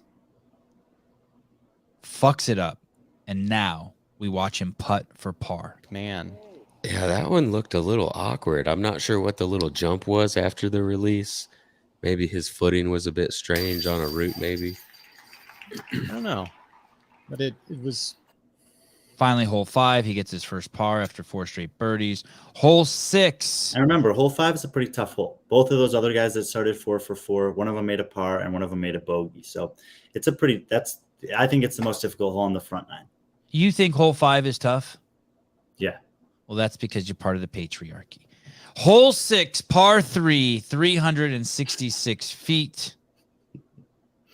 Silas, can he get a hole in one? 23-33. Remember, he's been four birdies, 1 par in the first 5 holes. We're on hole 6. Let's check him out off the tee. An ace. I will forgive him for that par if he can get an ace here. An ace. I have a feeling when we finally do see an ace, they're just going to say we're done. The show's over. This week was difficult to prepare for. It was a lot of shows. Oh, it wounded me a little bit. Okay, so we get some choppy footage. Just know it was close to the basket. Here we go. Silas for the putt for birdie, going 5 for 6. Hole 6, 25-35. Silas Schultz. Is he a Jew? Schultz? Wants to do like squaring his hips up, pushing those towards the basket, the full follow through. Nice confidence. Silas Schultz, 5. Sarah, the only hot girl in the Western Hemisphere that watches Frisbee golf, has to go because Survivor's on. Well, fuck. Bye-bye. Silas Schultz, 5 for 6. Hole 7. Par 4. 744 feet. Here we go. 32-30. Silas Schultz putts for a birdie. Now, this would be 6 out of the 7 holes. If he gets this birdie, this will be 6 birdies in 7 holes and only 1 par. Silas Schultz. This doesn't have quite the distance potential that Schultz's did, but still in a fine spot. Might be the wrong time code. Hold on. Oh, I shit the bed on that. Damn it. Sorry. Maybe it's 33-30. I think it's 31-30. Hold on. Oh, like I was too far ahead? Oh, shit. All right, fine. I think he gets it. Schultz? Yeah, I think in the 7th hole, Schultz gets the birdie. Now he has 6 birdies and 1 par in the first 7 holes, and now he's tied for second with Nicholas Antilius, and they're chasing down Isaac Robinson, or at least they think they are. Oh, here they are. Good job. Fuck, Caleb. It's beast mode. Here he Definitely goes. Get a roll away. Does he get the birdie? Here. Yeah, I think this is on the don't mess with this basket list. Silas Schultz is what? Not messing around, has only parred 1 hole. I thought they were going to say fitter than Justin Medeiros. Hole 8. I wish you could see the guy who was talking right there. Hole 8, par 4, 645. Who gives a fuck what happened? But did Silas Schultz get another birdie? Hole 8, 35-20. Take us there, Caleb.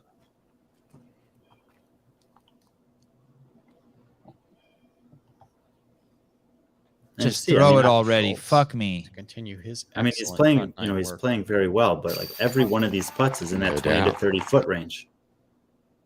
8 holes, 7 birdies, 1 par. Silas Schultz, kicking ass.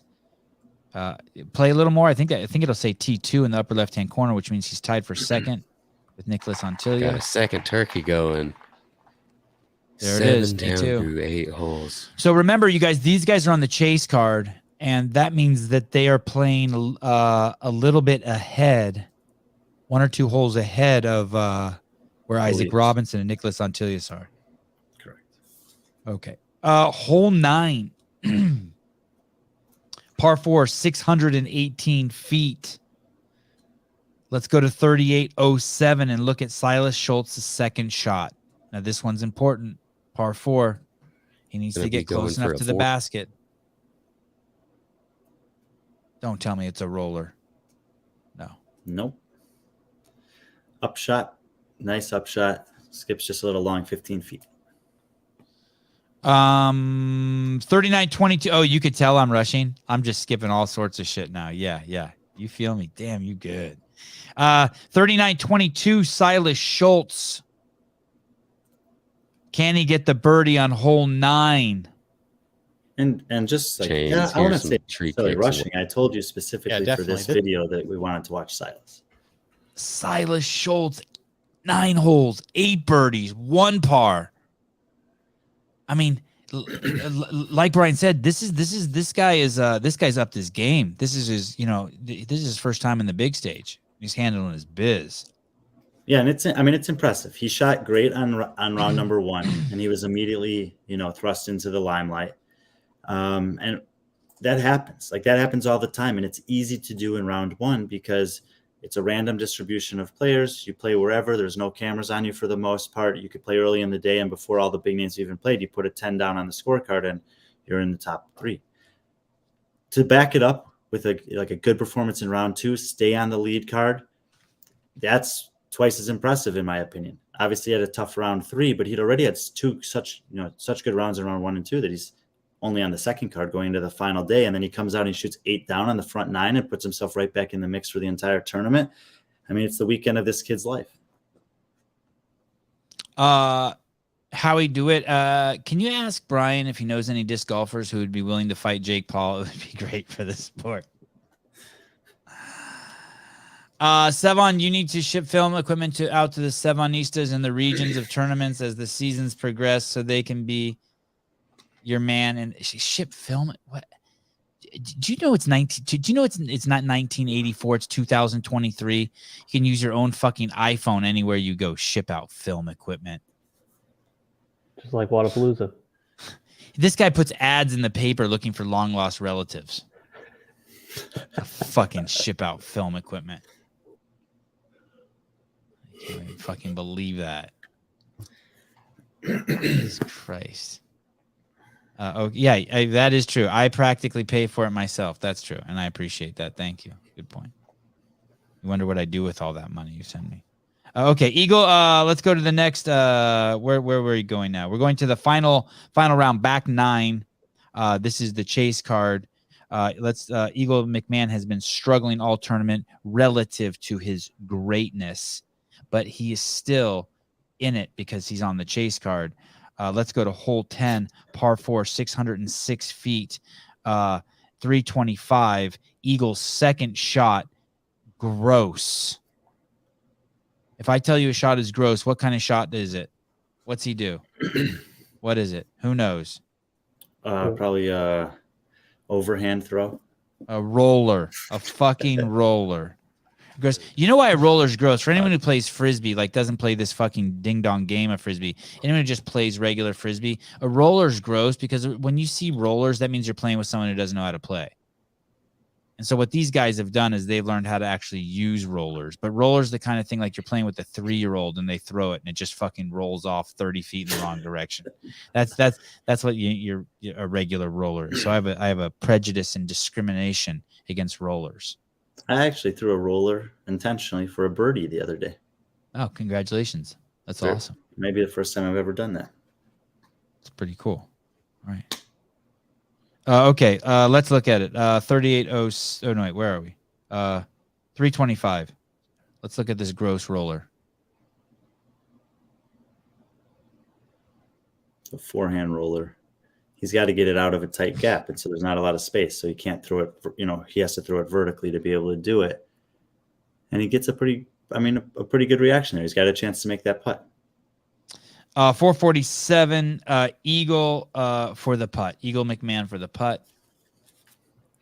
I don't think I would have gone for that either. No, a lot of angles to manipulate. about but 50 hey, feet. I'm not questioning the great. Perfect line, little high. You're not going to be upset about that. I wouldn't be upset about that. Great shot. Silas continues with his terror of birdies and gets a birdie on the 10th hole. Hole 11. Eagle 8-12. Eagle for the putt on the next hole. Group there. Eagle McMahon tied for 4th place on the chase card. McMahon Bam. coasts it in. A little bit closer makes it a correction, but also nothing really obstructing his putt there. You can let it go, Caleb. We got a replay. Very nicely. So, Nathan, if you're Silas, as we see Eagle on a gatekeeper rewind. Yeah, there's the putt. That's the putt that you're looking for. Absolutely. So Eagles making a statement, just so you know. I know you guys are all wondering, did Silas Schultz get another birdie? And yes, he did. Still in 2nd place with Nicholas Antilius chasing down Isaac Robinson, and now Eagle McMahon slowly makes a move himself. Hole 12, par 5, 990 feet. Let's go to Gannon Burr, just for shits and giggles. He goes for an eagle putt. I'm still yet to see an eagle in Frisbee golf. Here he goes for the eagle. This field nervous if you're throwing well. And yeah, asshole. I just want to see one. God, I like Gannon Burr. Look at that posture. That's like you just walked in and you're fucking, you walked in and you saw your mom taking it from the plumber. Not your girlfriend, but like your mom. You just cover your eyes and you're like, can I get the keys to the car? Yeah, and that's... Sorry, that's very patriarchal, saying the plumber's giving it to your mom. Your mom's giving it to the plumber. Sorry, your mom's giving it to the plumber. Gannon has a few very distinct things that he does in reaction to his shots, and that's one of them, and it is kind of comical. That's great. 15-10, Eagle McMahon for the putt. An eagle on the day. None on this hole today. And look, Gannon Burr is like one of the, he's either the 1st or 2nd highest rated player in the world right now. And he's friends with Silas Schultz. But he's just watched Silas Schultz make 10 out of 11 straight birdies to start this round. And in the meantime, Gannon's 2 under par for the round. So he's just like, what the hell is going on? You would kick the plumber's ass if your mom was giving it to him. Like if your mom was riding, like you came home and like his tool belt's on the ground and she's riding his cock and you would like punch him. It's fucked up. That's not not cool. what I meant. You thought by giving it to him. Oh, that's not what Jeff thought. He thought something else. Oh, okay. Well, sorry. Yeah, that's what I meant. I meant that she was boning him. I don't know what you thought by giving it to him. Like, giving him like the last peanut butter and jelly sandwich, but you wanted it when you came home from school. Yeah, that's what giving it to him meant in my house. Right. Speaking of stance, that was a crazy stance that Eagle McMahon had there. Back foot uphill, front foot downhill, and then throwing up. That something doesn't look right about that. But who am I? What am I just to do? No, you're exactly right. It's not far away. That's not the challenge of this shot. But the footing is awkward, and you have to just kind of stabilize yourself. And maybe the lower body can't do what it would normally do on a putt like that. So you have to get a little bit more control or power from the upper body. But we saw in that last replay that he has that really like flicky spin putt. And so that's not so much of an issue for him. No one's fucking with your mom. Your mom was fucking the plumber in this hypothetical story. 18, hole 13, 1835, Eagle McMahon for the birdie. If he puts this in, he'll be in 3rd place. Now, listen, I'm going to guess. Brian hasn't told me this. None of the nincompoops I fucking listened to all weekend told me this. I'm going to guess that Isaac Robinson is having one of the top 20 best fucking games that anyone's ever had in fucking professional Frisbee golf.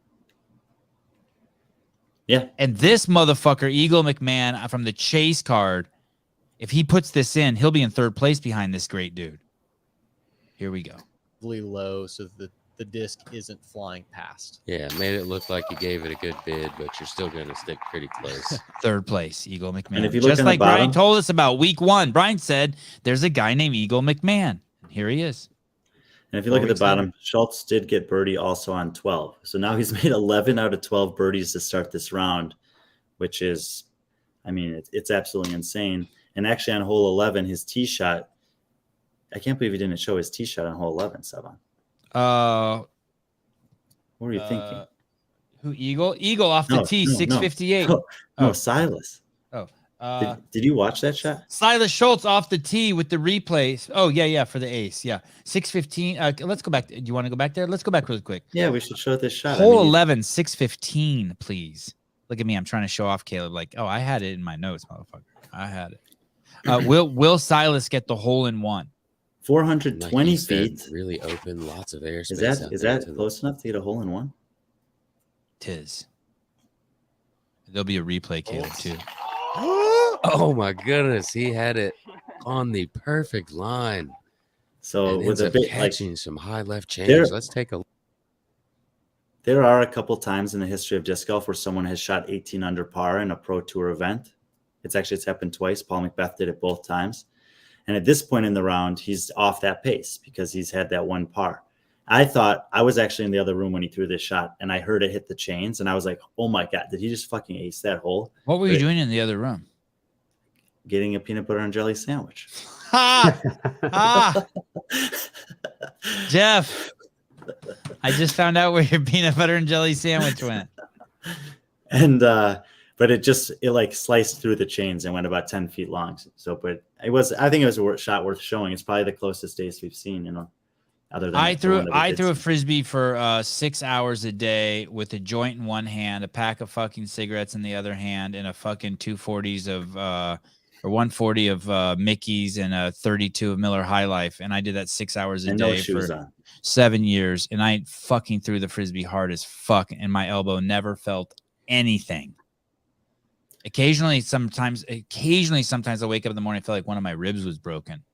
I would have some like crazy rib pain, just like I bruised them from just throwing so hard. You know what I actually think? Because back then you would definitely not have done this, but this position of holding your phone with your elbow bent like this for an extended period of time, I think that fucks with people's elbows just as much as anything else. Or just holding your cock up. No, your cock's so big that your arm's straight, but if yours is normal size, you have to bend your elbow. Bend your elbow. Okay. Hole 14, par 4, 736. Hey, that's only been done twice. What? Where someone 18 shot under? 18 holes in a row and got in both instances, it was Paul McBeth, and in both instances, he did not birdie every hole. He had 16 birdies, 1 par, and 1 eagle. Holy shit, crazy. And they were in the same year, I believe. So this is some insane playing we're seeing this week. Okay. Hole 14, par 4, 736. Let's go to 2342. Eagle McMahon for the putt, hole 14. There'll be a replay on this too. That he is still trying to win this darn thing. So Eagles, he got up the gap. He had a decent upshot, and he's got a chance for birdie here. Very huge for him. McMahon for his 3. Yeah, and when he starts putting like that is when things get scary for the competition, because that looks effortless the way that he's doing that. And you get a little replay here, Caleb.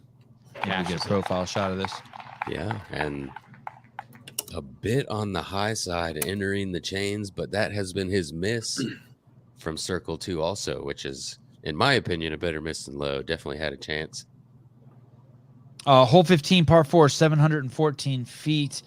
Eagle McMahon maybe in, what place is he in now? Still in third, or did he move up to second? We'll find out here in a second. Yeah, there were a few guys jostling. Let's go to 2833. Eagle doing the gross thing again. Oh, fourth place. Schultz is in second. Wow. Okay. Gannon Burr 8th. 2833. Eagle doing the gross thing. Why? I don't know why. Pretty easy to get to he's the out of left position. or the right. Schultz with kind of a sneaky mid-range shot out to about. This is where we'll go on his stats as a Eagle. scramble rate. So he's throwing. This is a crazy line. You have to get lucky on that. He's trying to do that, and he knows that if it pushes out to that side, he just has to miss those trees. But even if it catches one of those trees, he's going to hopefully be in a position where he can save the par. Oh, what did you call that? It goes down what in his stats? A scramble? A scramble. So the stat is the scramble rate. How often did you miss the fairway and save par? Oh, okay. Wow. That's cool.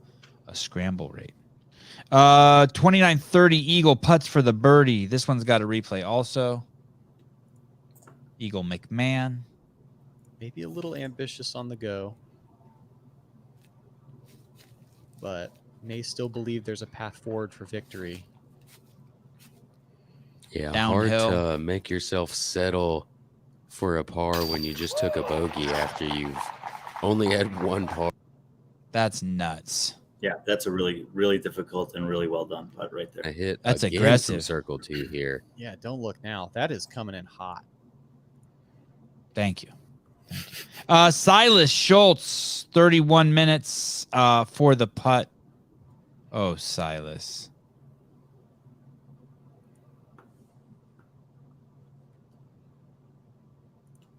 So Silas did eventually cool off. As you look at the bottom there, he had a par on 13, a bogey on 14, and then he misses a makeable putt here on 15.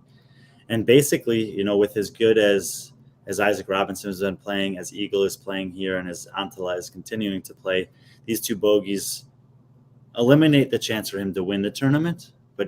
But still, he can certainly take second place, and he can definitely is in a position to have the best tournament of his life.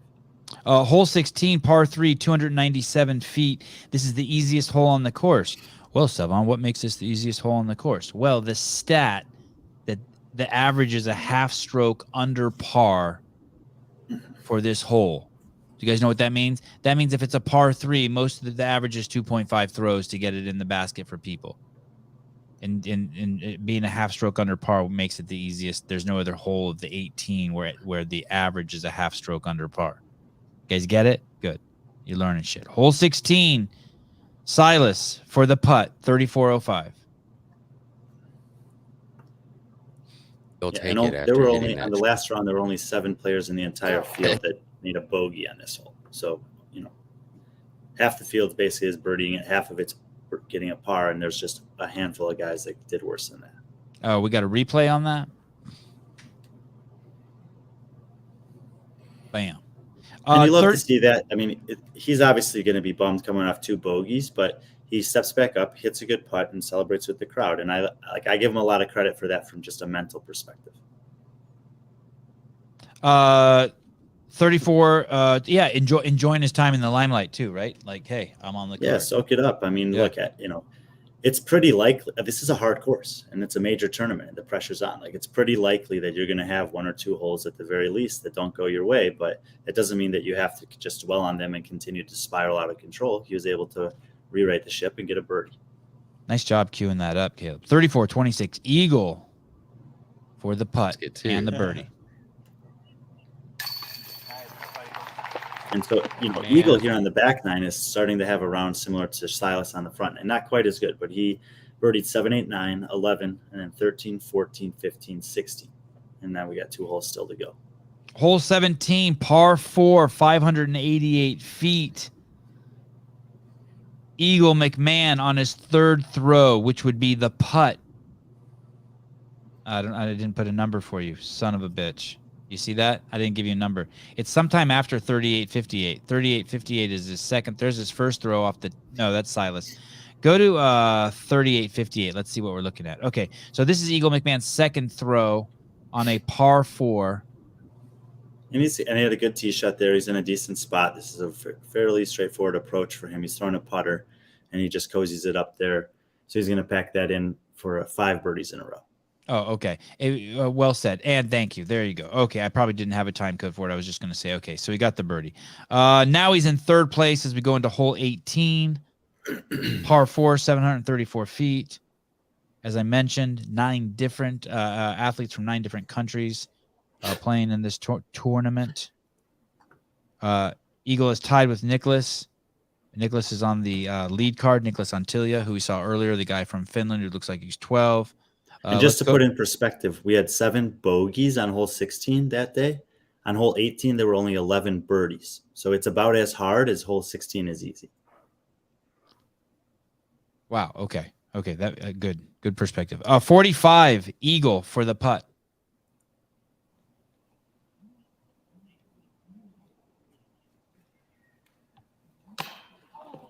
And that was a birdie putt. So he had thrown 2 great shots to get in position to finish out with 6 birdies in a row and put a little bit of pressure on Isaac. And I mean, it's kind of unfortunate to have a really good round and miss a putt like that at the end. I think that's supposed to be 45-19, Caleb, and it's Eagle for the Eagle McMahon for the putt. Oh, Coming out as driven as you're used to seeing. oh, okay, yeah.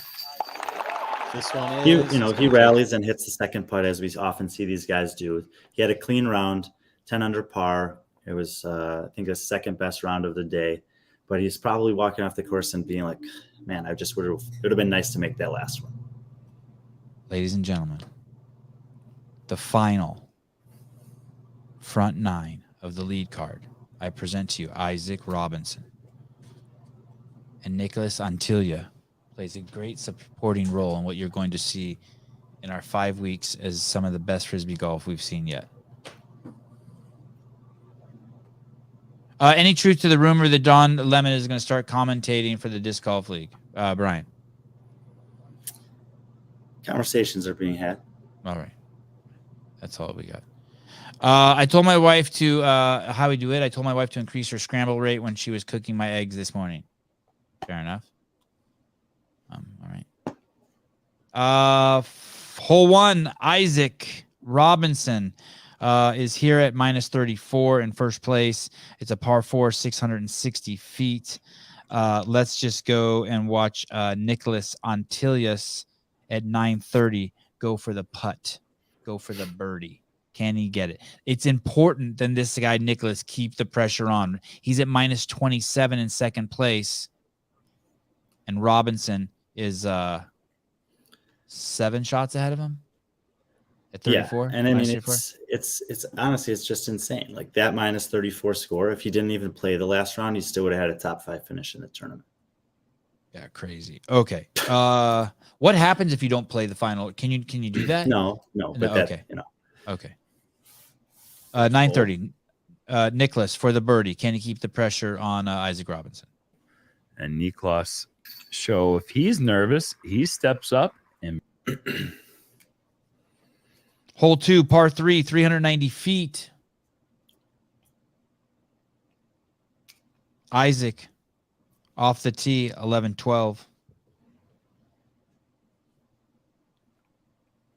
Yeah, and Nicholas got the birdie on one. Isaac did not, so he closed the gap to 6 there.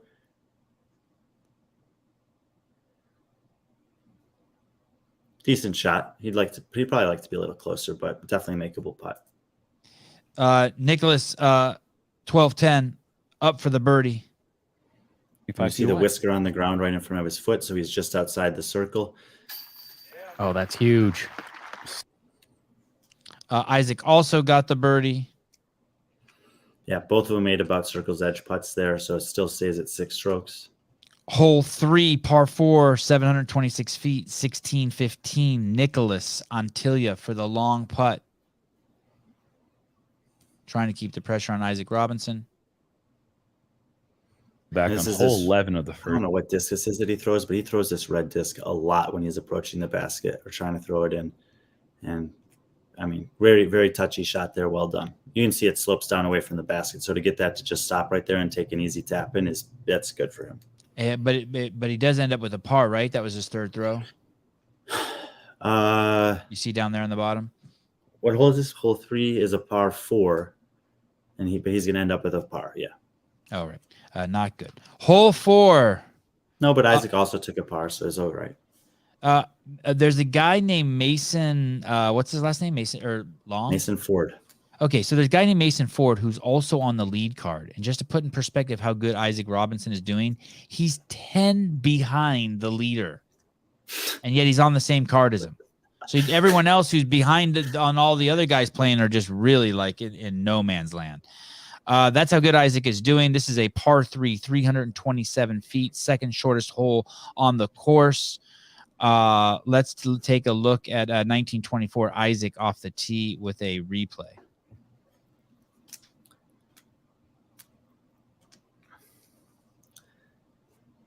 His dad is his caddy, as we mentioned in the beginning of the show. And the thing about watching someone play when they're playing this well, and the fact that they're playing, the same tournament 4 days, the same course 4 days in a row, I've heard people say this about some of the best golfers before. It's like, it's almost boring watching them play because they're just throwing shots that are so perfect. Like you start taking for granted how hard it is to do what he does because every shot is within 20 feet of the basket. Yeah, that's incredible. So Isaac gets another birdie there. Let's go to 21. Nicholas Antilia, can he keep the at least stay within striking zone? He has to put this in. This is a putt for birdie on the same hole. Niklas, and he is going to drop one to Isaac. That's a little sigh of relief, maybe. And so, but Nicholas had gained a stroke on him earlier in the round. Now he gave one back, so they're back to where they started, but where they started was 7 strokes apart. Hole 5, Isaac at -36, Nicholas at -29. The game will be over in 14 more holes. Par 3, 432 feet. Let's go to 2458. Isaac Robinson with the big putt attempt. 2458. Isaac Robinson. That's a good little. Yeah. And, hole 5 is playing as the hardest hole on the front 9. I think there were less than 20 birdies per day on this hole. So you can get it, but a lot of people taking par here. And Isaac makes a long putt to save a par there. Jeremy, Eat World, how long we got? I need to put my medicinal cock in my new chick. Ladies and gentlemen, if you have any ailments, there are rumors that Jeremy does present a medicinal cock. That is true. I've heard the rumors. Isaac Robinson killing it. Hole 6. There's 18 holes, and we're on hole 6. So that's how much time we have. Hole 6, par 3, 366 feet.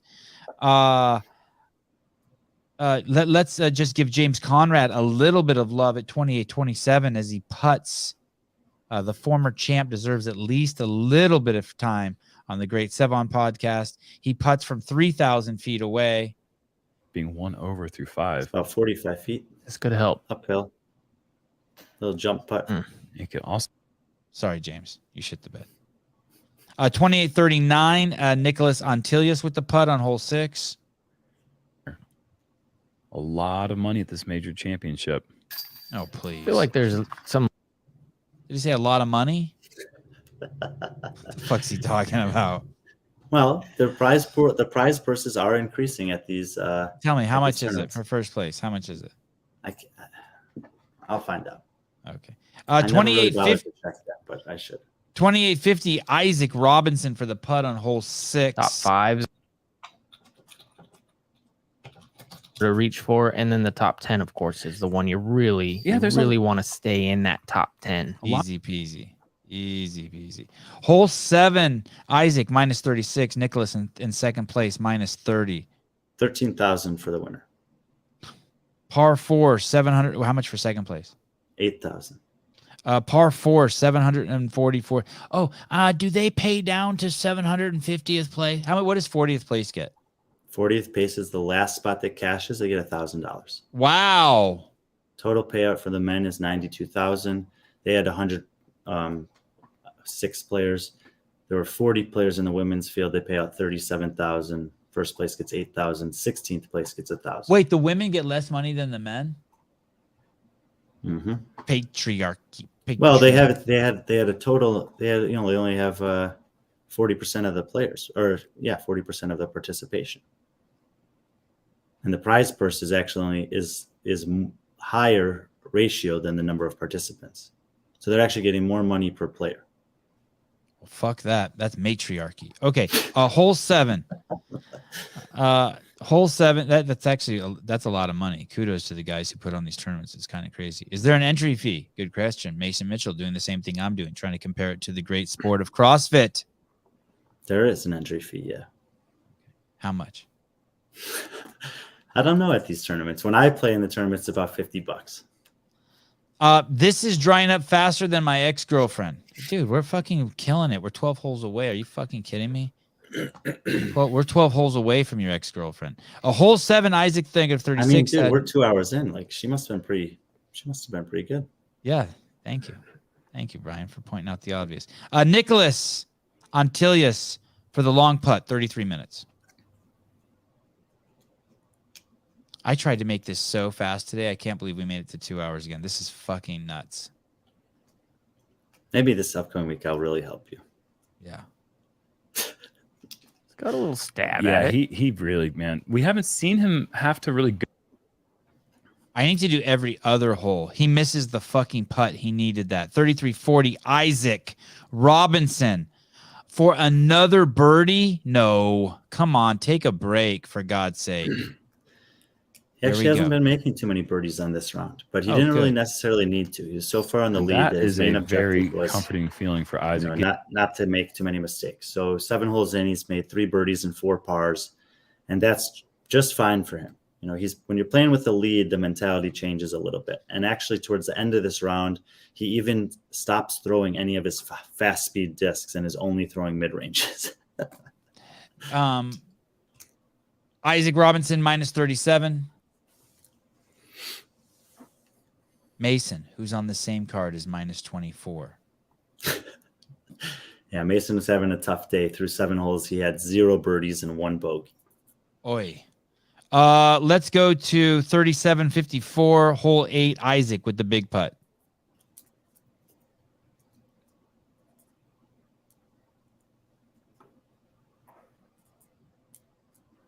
Approaches from those lies. Very good. I don't see any reason why Isaac wouldn't give this a little bit of a run. A good safe bid. Like for me, if I'm playing in a tournament, I don't know if I'm going to run that putt, because even this 20-footer downhill, and it's downhill past the hole, it can roll away, and I wouldn't hate to take a bogey from there. But he gives it a little bit of a run, and he feels more than confident from there. He did pull it a little bit though. He wasn't going for it, right? Yeah, but I think that one was that's maybe 45. No, he was trying to make it, but it's a little long, 45, 50 feet there.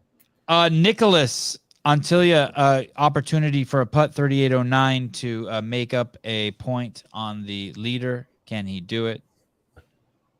Chip away into that lead a bit, and his putting has continued to impress.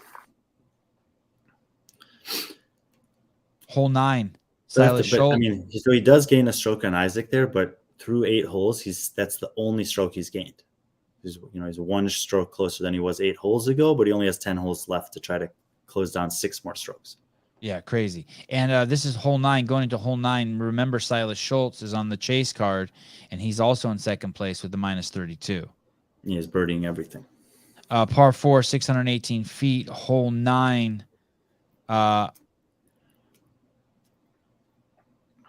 Nothing really to show here. No, we can skip through it, but Antilla makes a birdie. Isaac does not, and the lead shrinks to 5. Final 9 holes. Holy shit. Yes, you heard it. Hole 10. Par 4, 606 feet. Isaac has not bogeyed since the 11th hole in the first round. It's a crazy stat. And I did say earlier that it's a tough course. Now, it's a fair course. You can make birdies on it for sure, but the tee shots are demanding. And if you get off the fairway, Simon Lazat had double bogey, triple bogey, and he's one of the best players in the game.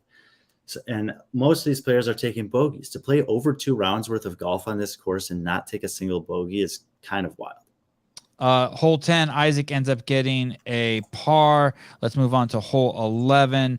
Silas is -34. Isaac Robinson -37, only up by 3 now. This is a par 3, 420 feet.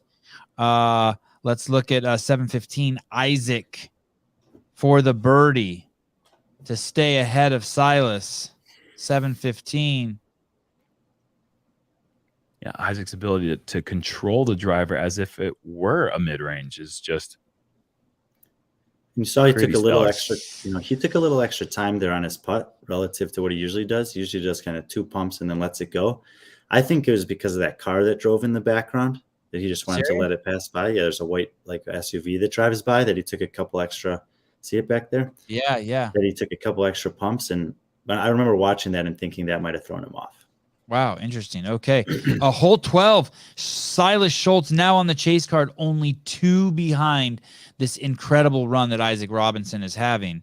Silas Schultz is at -35. Isaac's at -37. We're at a par 5, 990 feet.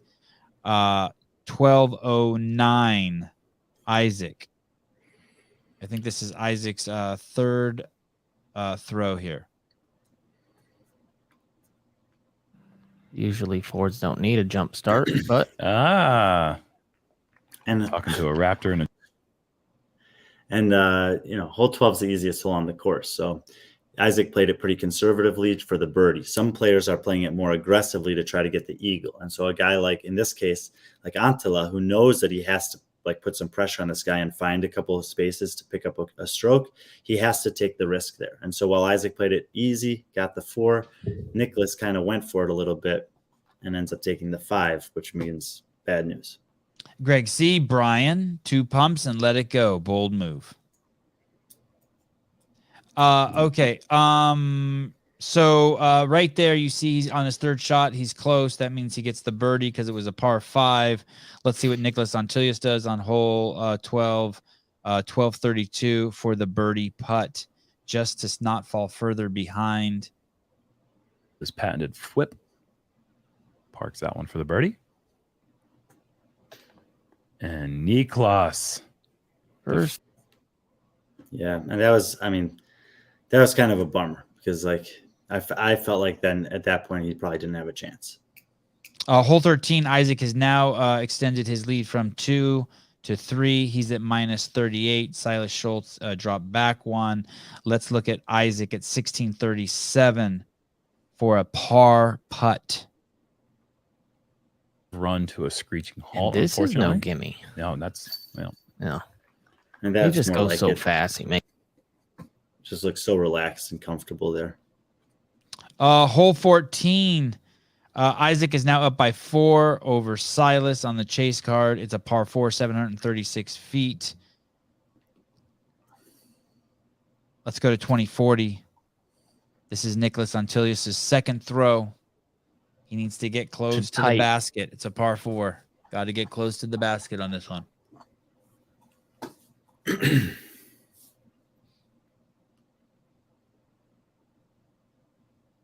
had the sidearm, but I think he sees them throw it, and then he's like, yes, I think I'll do that as well. And he does. You see all 3 of those discs there on the ground, and I was just like you said, the sidearm seems like the option here, but all 3 of those guys threw the similar shot with the turnover backhand to inside the bullseye. So it was pretty impressive grouping. And there you go. So that gives Nicholas the birdie on hole. Both him and Isaac. Wait, was that what hole is that? That was 13? That was 14. Oh, hole 14. What's crazy here is James Conrad got a triple bogey on this hole. Yeah. And like I said, you get off the fairway on this course, that can happen. And it can happen to great players. And we'll talk about by the end of the round, Isaac, like the totality of what Isaac Robinson did in this tournament, but just like having a perspective that, a guy as good as James can take a triple bogey on one of these holes. And we're going to look at Isaac's stats in a minute and see just insane performance from this guy. Hole 15. Nice, Caleb, just playing some stuff in the background as we banter. I like that. Caleb up in his game. Hole 15, Isaac has a 5-point lead over Nicholas. Nicholas is back in second place. Par 4, 714 feet. Let's go to 25. Nicholas's second shot.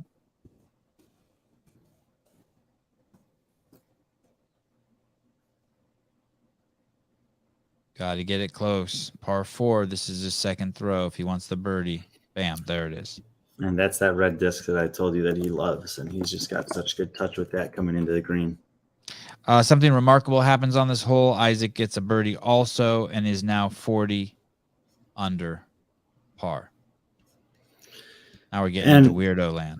Yeah. And in the the interviews, the press conference that they did at the start of the tournament, Paul Macbeth and Gannon Burr both said that they thought between 30 and 34 under par would win this thing. He's at 40 under. Par 3, 297. 2830. Isaac for a birdie at 2830. Understands how to do it. Like, I don't think it's a part of his skill set. He might just mess up and it might roll. It doesn't. So where you saw him standing there, that's where he threw it off the tee and it landed there. And then a second throw, he tosses it in the basket. Also, don't forget at this time, as we saw just prior to watching these guys go, we saw Eagle McMahon go on a run.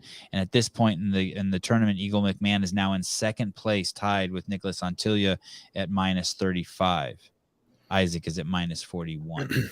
And obviously there's, everyone wants to win the tournament, but there are some big things on the line for some of these guys as well. Like if you finish in the top 5, you get an automatic invite next year. And for someone like Silas Schultz, that's rated outside the top 50 in the world, like that's a pretty big deal to lock up an invite to the first major of the year for the following year, if you can stay in the top 5. And for other guys like Eagle McMahon, who hasn't necessarily played in every tournament because he's not 100%, a top finish like this is a lot of points. You get extra points in the major, and that goes a long way towards, maybe his season-long goals. Do you think it's inconsistent that I make fun of Talking Elite Fitness for having emoji drafts, and here I am doing my 5th Frisbee golf show that lasts over 2 hours? I'm fucking having a beer tonight. I'm getting drunk tonight. I could just fuck myself. See, I shouldn't think things like that. I'm going to get out the bondage equipment. What should I have my wife do to me tonight? Send me a DM. Call up that guy with the medicinal cock. He's a black guy. Jeremy, I'm going to take a medicinal cock from a black guy. Not my first time, at least. God damn it. Hole 18, ladies and gentlemen, 2 hours and 10 minutes. 2 hours and 11 minutes with Caleb Beaver, Brian Friend. Breaking new ground, embracing barely pubescent boys throw discs with no beaver around. Sorry, Caleb. No vagina around. What kind of fucking sport is this? Hole 18, Eagle and Nicholas are tied. This is an important hole for Nicholas. Eagle is on the chase card. This is a par 4, 734. Basically, Isaac has this shit wrapped up. Let's watch all my clips from this one. 38 minutes. Nicholas Antilius. This is his 3rd throw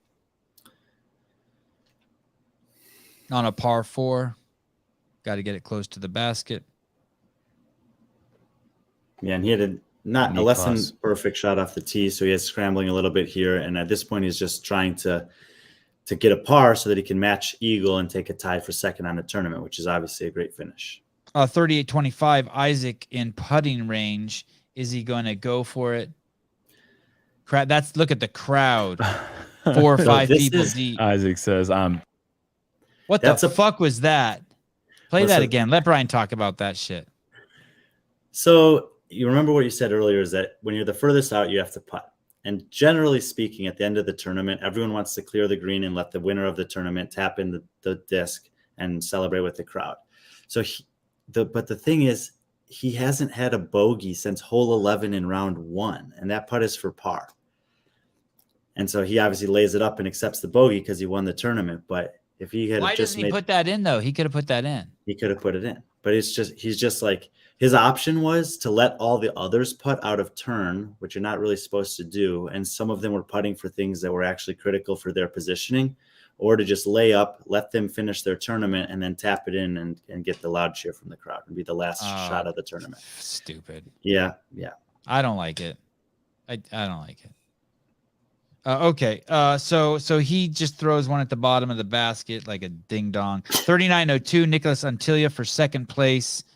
With the Eagle. Let's see if he can do it. From wire to wire. From Eagle McMahon for 4 feet out. Congrats. Good job. Yeah, and a great tournament for Nicholas to finish tied second in a major here in the United States. I mean, that's a huge deal for him, and he's obviously has invested in being over here this season for the tour. And it might not seem like a ton of money, $8,000 to get it, or $7,000 because he has to split it with Eagle, but that makes him feel pretty good about the next month or two of the tour. And hey, wait a second. So if he has to split it he must not have to split it with Eagle because they're not going to give the payouts are $8,000 and $6,000. So they just add those together. 14,000 divided by 2, they each get 7,000. Okay. That's the other guy, Gavin Babcock. So these are all of Isaac's friend. There's Gannon Burr. That's his brother who's hugging him at the Prodigy shirt. Gavin Babcock, and then Alden Harris out to the side. And these guys are like buddies that travel on the tour together and whatever else. His family all lives nearby, so they come up and give him a hug. And Isaac held it together for a long time. He didn't really show any emotion until the 18th hole, and then he did cry a little bit. And I think Who's rightfully, that chick crying? Who's that chick? probably his sister, maybe his girlfriend. I don't know. Sister. I'm gonna go sister. But they were telling some stories here that like his dad was a disc golfer, and he took these guys out on the course when they couldn't even walk, and they were throwing discs when they were 3 and 4 and 5 years old, and now they're 22 and 20, and they're playing on the pro tour, and they're in their home state at the first major of the year. His dad's on the bag, and the guy has a wire-to-wire win and only has 1 bogey out of 4 rounds on the course. It's like, it's insane. That's his dad right there. God, his dad looks young. I mean, the kid's only 22. Hey, well, my kids. Yeah. Well, we know how old you were when you were your kids. Hey, is he going to do this again? Is Isaac the real deal? Mm-hmm. He is. Yeah, I mean, like I said, Isaac has been in positions to do well in big tournaments before. He's calm under pressure. He has a really, really just simple putting stroke, and I think that putting is the critical component to separate you from whatever level of player you are. He's got the best control at the backhand, forehand, backhand of anyone. And what I told you about the fact that he went out there in a practice round with 6 discs and his brother and threw 6 under par. Like, if anyone watched the in the bag I did the other day, I have like 25, 6, 7 discs in my bag, but there's only 8 of them or so that I really need. And I just have if you just have a few discs that you have really good control with and really good understanding of, even at the pro level, that's pretty much all it takes. And that's what Isaac is. He's a very simple player. He's a very efficient player. And I think he's going to be good for a long time. Disc golf originated in ancient Rome. And that's one of those things you should clip, by the way, so that we can start getting the players' attention. Oh, okay. And I shouldn't follow it with like a comment like this. Biggest dickus. Oh, we can clip it. That's the nice part. They don't have to see that. 216. Caleb, did you see that website I sent you? Yes. I just wanted to show you this, Sevan. We talked about a lot of these things today. Please, I got nowhere to go. Yeah, I know. This is the leaderboard. So click on Isaac Robinson, and then we're going to click on profile. I wonder if my kids are still awake. And we're going to scroll down see them and see these stats. So these are some of the stats I was talking about. So of the players who played in this tournament, he was only 64th in the field on fairway hits. But on a quarter of the holes, he was inside 10 feet, which was best in the field. On 58% of the holes, he was inside 33 feet, first in the field. And on 70% of the holes, he was inside 66 feet, which is 6th best in the field. At the bottom, see that scramble number there? 92% scramble rate. So 92% of the time that he was off the fairway, he still managed to get a par. And that's not, and that's probably both that and the Circle 1X puttings are both taking a hit because he laid up on hole 18. They would have been a little bit higher. So this guy's ability to recover from a bad tee shot and his putting, especially inside the circle, is basically what, elevated him to the top of this field. I'll tell you what would be a good fucking video clip that I ask you what all these things mean and you tell me, but also we have clips ready so that we can show, like, I'm like, what's 67% on fairway hits? And then you describe what that is. And then we actually have a clip of it. Okay. During a dead time in the CrossFit season, we can get that detailed. It's always a dead season. Hey, did you see Alex Gazan? Did you see Alex Gazan bench press? Yeah, Kotler sent me that earlier today. I was like, that's just insulting, and she's doing it in sandals. Dude, it doesn't even look hard for her. I know. I wonder how hard her pecs are. They haven't. He says they haven't been benching. That's patriarchy shit right there. She keeps her feet up there when she does it. Oh. Yeah, I thought the same thing at first. That's Laurie Kuhnha, by the way. You know who that is, right? No, she looks cool though as fuck. Brazilian girl that made it to the games a couple years ago, but failed the drug test and then was able to prove contaminated supplement. Oh, I'd like to wrestle her. Hey, Alex is coming on tomorrow at 8:30 in the morning. That's awesome. Halfway through the what are you doing tomorrow morning? You want to come on for those 15, 20 minutes when she's on?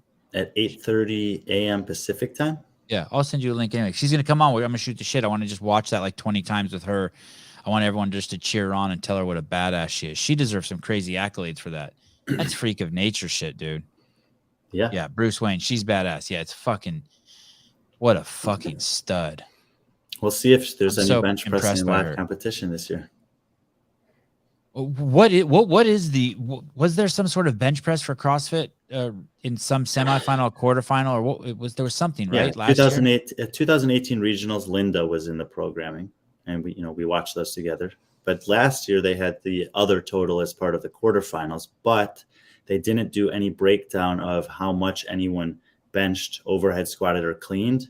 So we have no record of who was actually the best at those things. We only have the total, which I'm pretty disappointed about. Like, we don't know which girl had the max bench press. No. Well, there's no record of it. You can't go, like, if you go and look at that workout, it'll just show you 900 pounds. But you don't know if it broke down to 300, 300, 300, or if it was 400, 300, 200, or whatever. So there's no, and I thought that was ridiculous. It's like, it's the same way that thought it was ridiculous. It's fucking idiocy. It's a fucking very easy missed opportunity. Yeah. And there's many of those that, I think are really simple fixes that, she has the same build as Tia. I'll say this. She's like perfectly proportioned like Tia. Like you could see like the Alex Kazan action figure, but I think she's bigger than Tia. She is. If you saw them next to each other, you would say they have a similar build, not the same build. She's got like Jason Khalipa arms, Gazan. She doesn't look like a gorilla like Jason, but she's fucking got some of those. Her triceps are ridiculous. Anyway, benching 270. I mean, she can't weigh more than 145, 150 at most. No, really? I don't think so. She is fucking whatchamacallit? Lean as fuck. Greg C, thanks Sevan. Slow play at 2 hours and 15 minutes to get Brian to talk about CrossFit. Yeah. I got Brian's pants off now. She's more. Hey, I think she's more too. We'll ask her. What? We have 4 CrossFit shows on the agenda for next week, and only 1 disc golf. We were really doing disc golf again next week. Tuesday night. Oh, exciting. Okay, guys.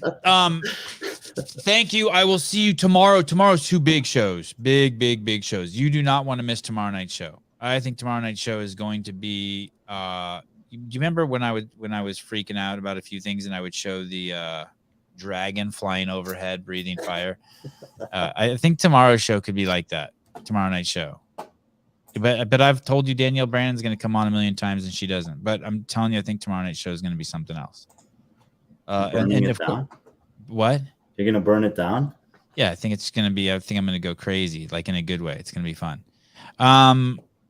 Oh, wow. Howie DeWitt. If Sam Briggs went to California Hormones, that would be Alex Kazan. Not bad. I see it.